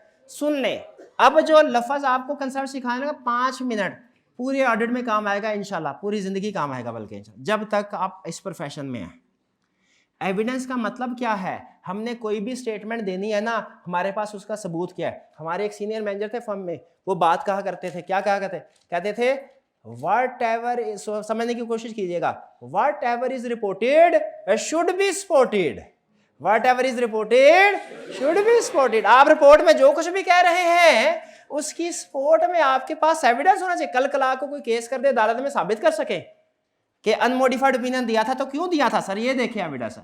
भाई मोडिफाइड रिपोर्ट दी थी, क्यों दी सर? ये एविडेंस है। एविडेंस क्या है? वो इन्फॉर्मेशन। अच्छा याद रखिए, हमने फाइनेंशियल स्टेटमेंट को वेरीफाई करना है, तो हमने एविडेंस जब कहते हैं ना, हम फाइनेंशियल स्टेटमेंट्स के बारे में एविडेंस लेना है, तो इसका मतलब है हमने फाइनेंशियल स्टेटमेंट्स के every account in financial statements के बारे में एविडेंस लेना है। हमने जब फाइनेंशियल स्टेटमेंट्स को वेरीफाई करना है तो इसका मतलब क्या होता है? फाइनेंशियल स्टेटमेंट्स के हर अकाउंट को वेरीफाई करना है। सेल्स अकाउंट को भी, परचेज अकाउंट को भी, salaries expense, depreciation expense, marketing expense, cash and bank, debtor है, क्रेडिटर है, इन्वेंट्री है, इनटेंजिबल एसेट्स हैं, इक्विटी है, हर अकाउंट को वेरीफाई करना है। सारे अकाउंट वेरीफाई होंगे तो फिर कहेंगे फाइनेंशियल स्टेटमेंट वेरीफाइड। असूल याद रखें, एक अकाउंट भी वेरीफाई नहीं ना किया, आप ये नहीं कह सकते I have verified financial statements.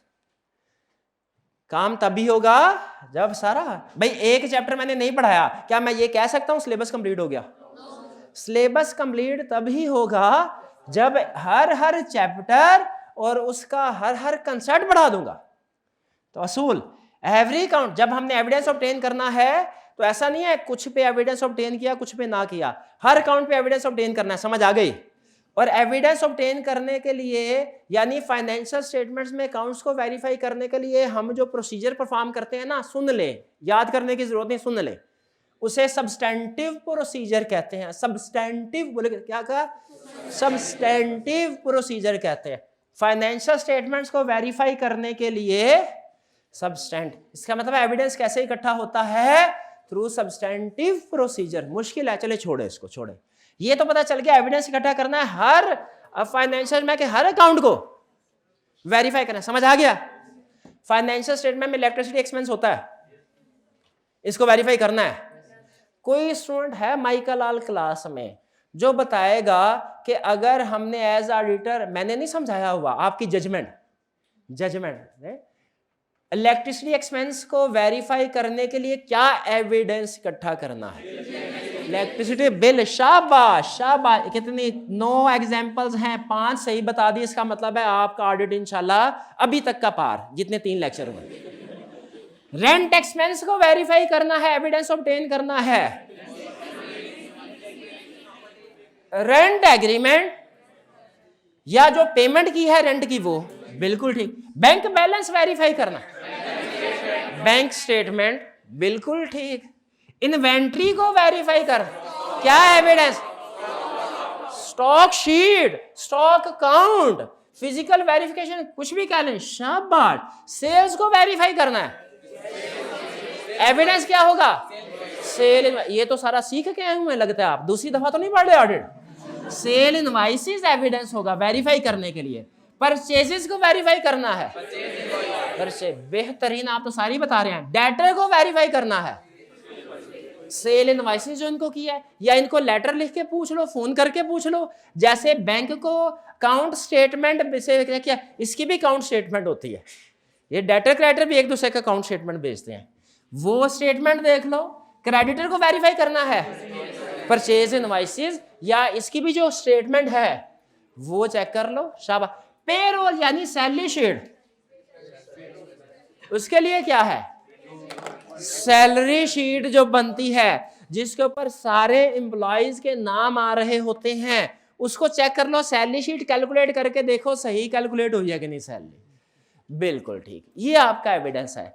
आज आपने जो रिटर्न होम स्टेटमेंट दिया वो तो करनी है एक छोटी सी, आप देखें एडवांस लेवल पे आप खुद गए हैं, तो मेरा भी दिल कर रहा है कि मैं आपको एडवांस लेवल पे असाइनमेंट भी दे दूं, तो एक छोटी सी असाइनमेंट दूं तो आप कर लेंगे? लेक्चर खत्म हो गया, सिर्फ असाइनमेंट समझ ले। असाइनमेंट क्या है? छोटे से वो क्या है जी? वो है, उस असाइनमेंट का नाम है फ्रॉम अकाउंटिंग टू ऑडिटिंग। इस असाइनमेंट का नाम क्या है? From accounting to auditing. From accounting आपकी आपने इंट्रोडक्शन टू अकाउंटिंग पहला सब्जेक्ट था, मैंने आपकी पीआरसी इंट्रोडक्शन की अकाउंटिंग की किताब खोली सुबह, उसमें मैंने देखा फाइनल अकाउंट्स का फाइनेंशियल स्टेटमेंट वाला टॉपिक, उसके अंदर जो सबसे पहला सवाल मैंने देखा वो ये था, यानी आपकी अकाउंटिंग की पहली किताब के फाइनेंशियल स्टेटमेंट्स वाले चैप्टर का पहला क्वेश्चन, जिसमें उसने आपको फाइनेंशियल अकाउंटिंग सिखा रहा था, हम भी वहीं से ऑडिटिंग सीखेंगे। उसने कहा ये होती है स्टेटमेंट ऑफ फाइनेंशियल पोजीशन यानी बैलेंस शीट।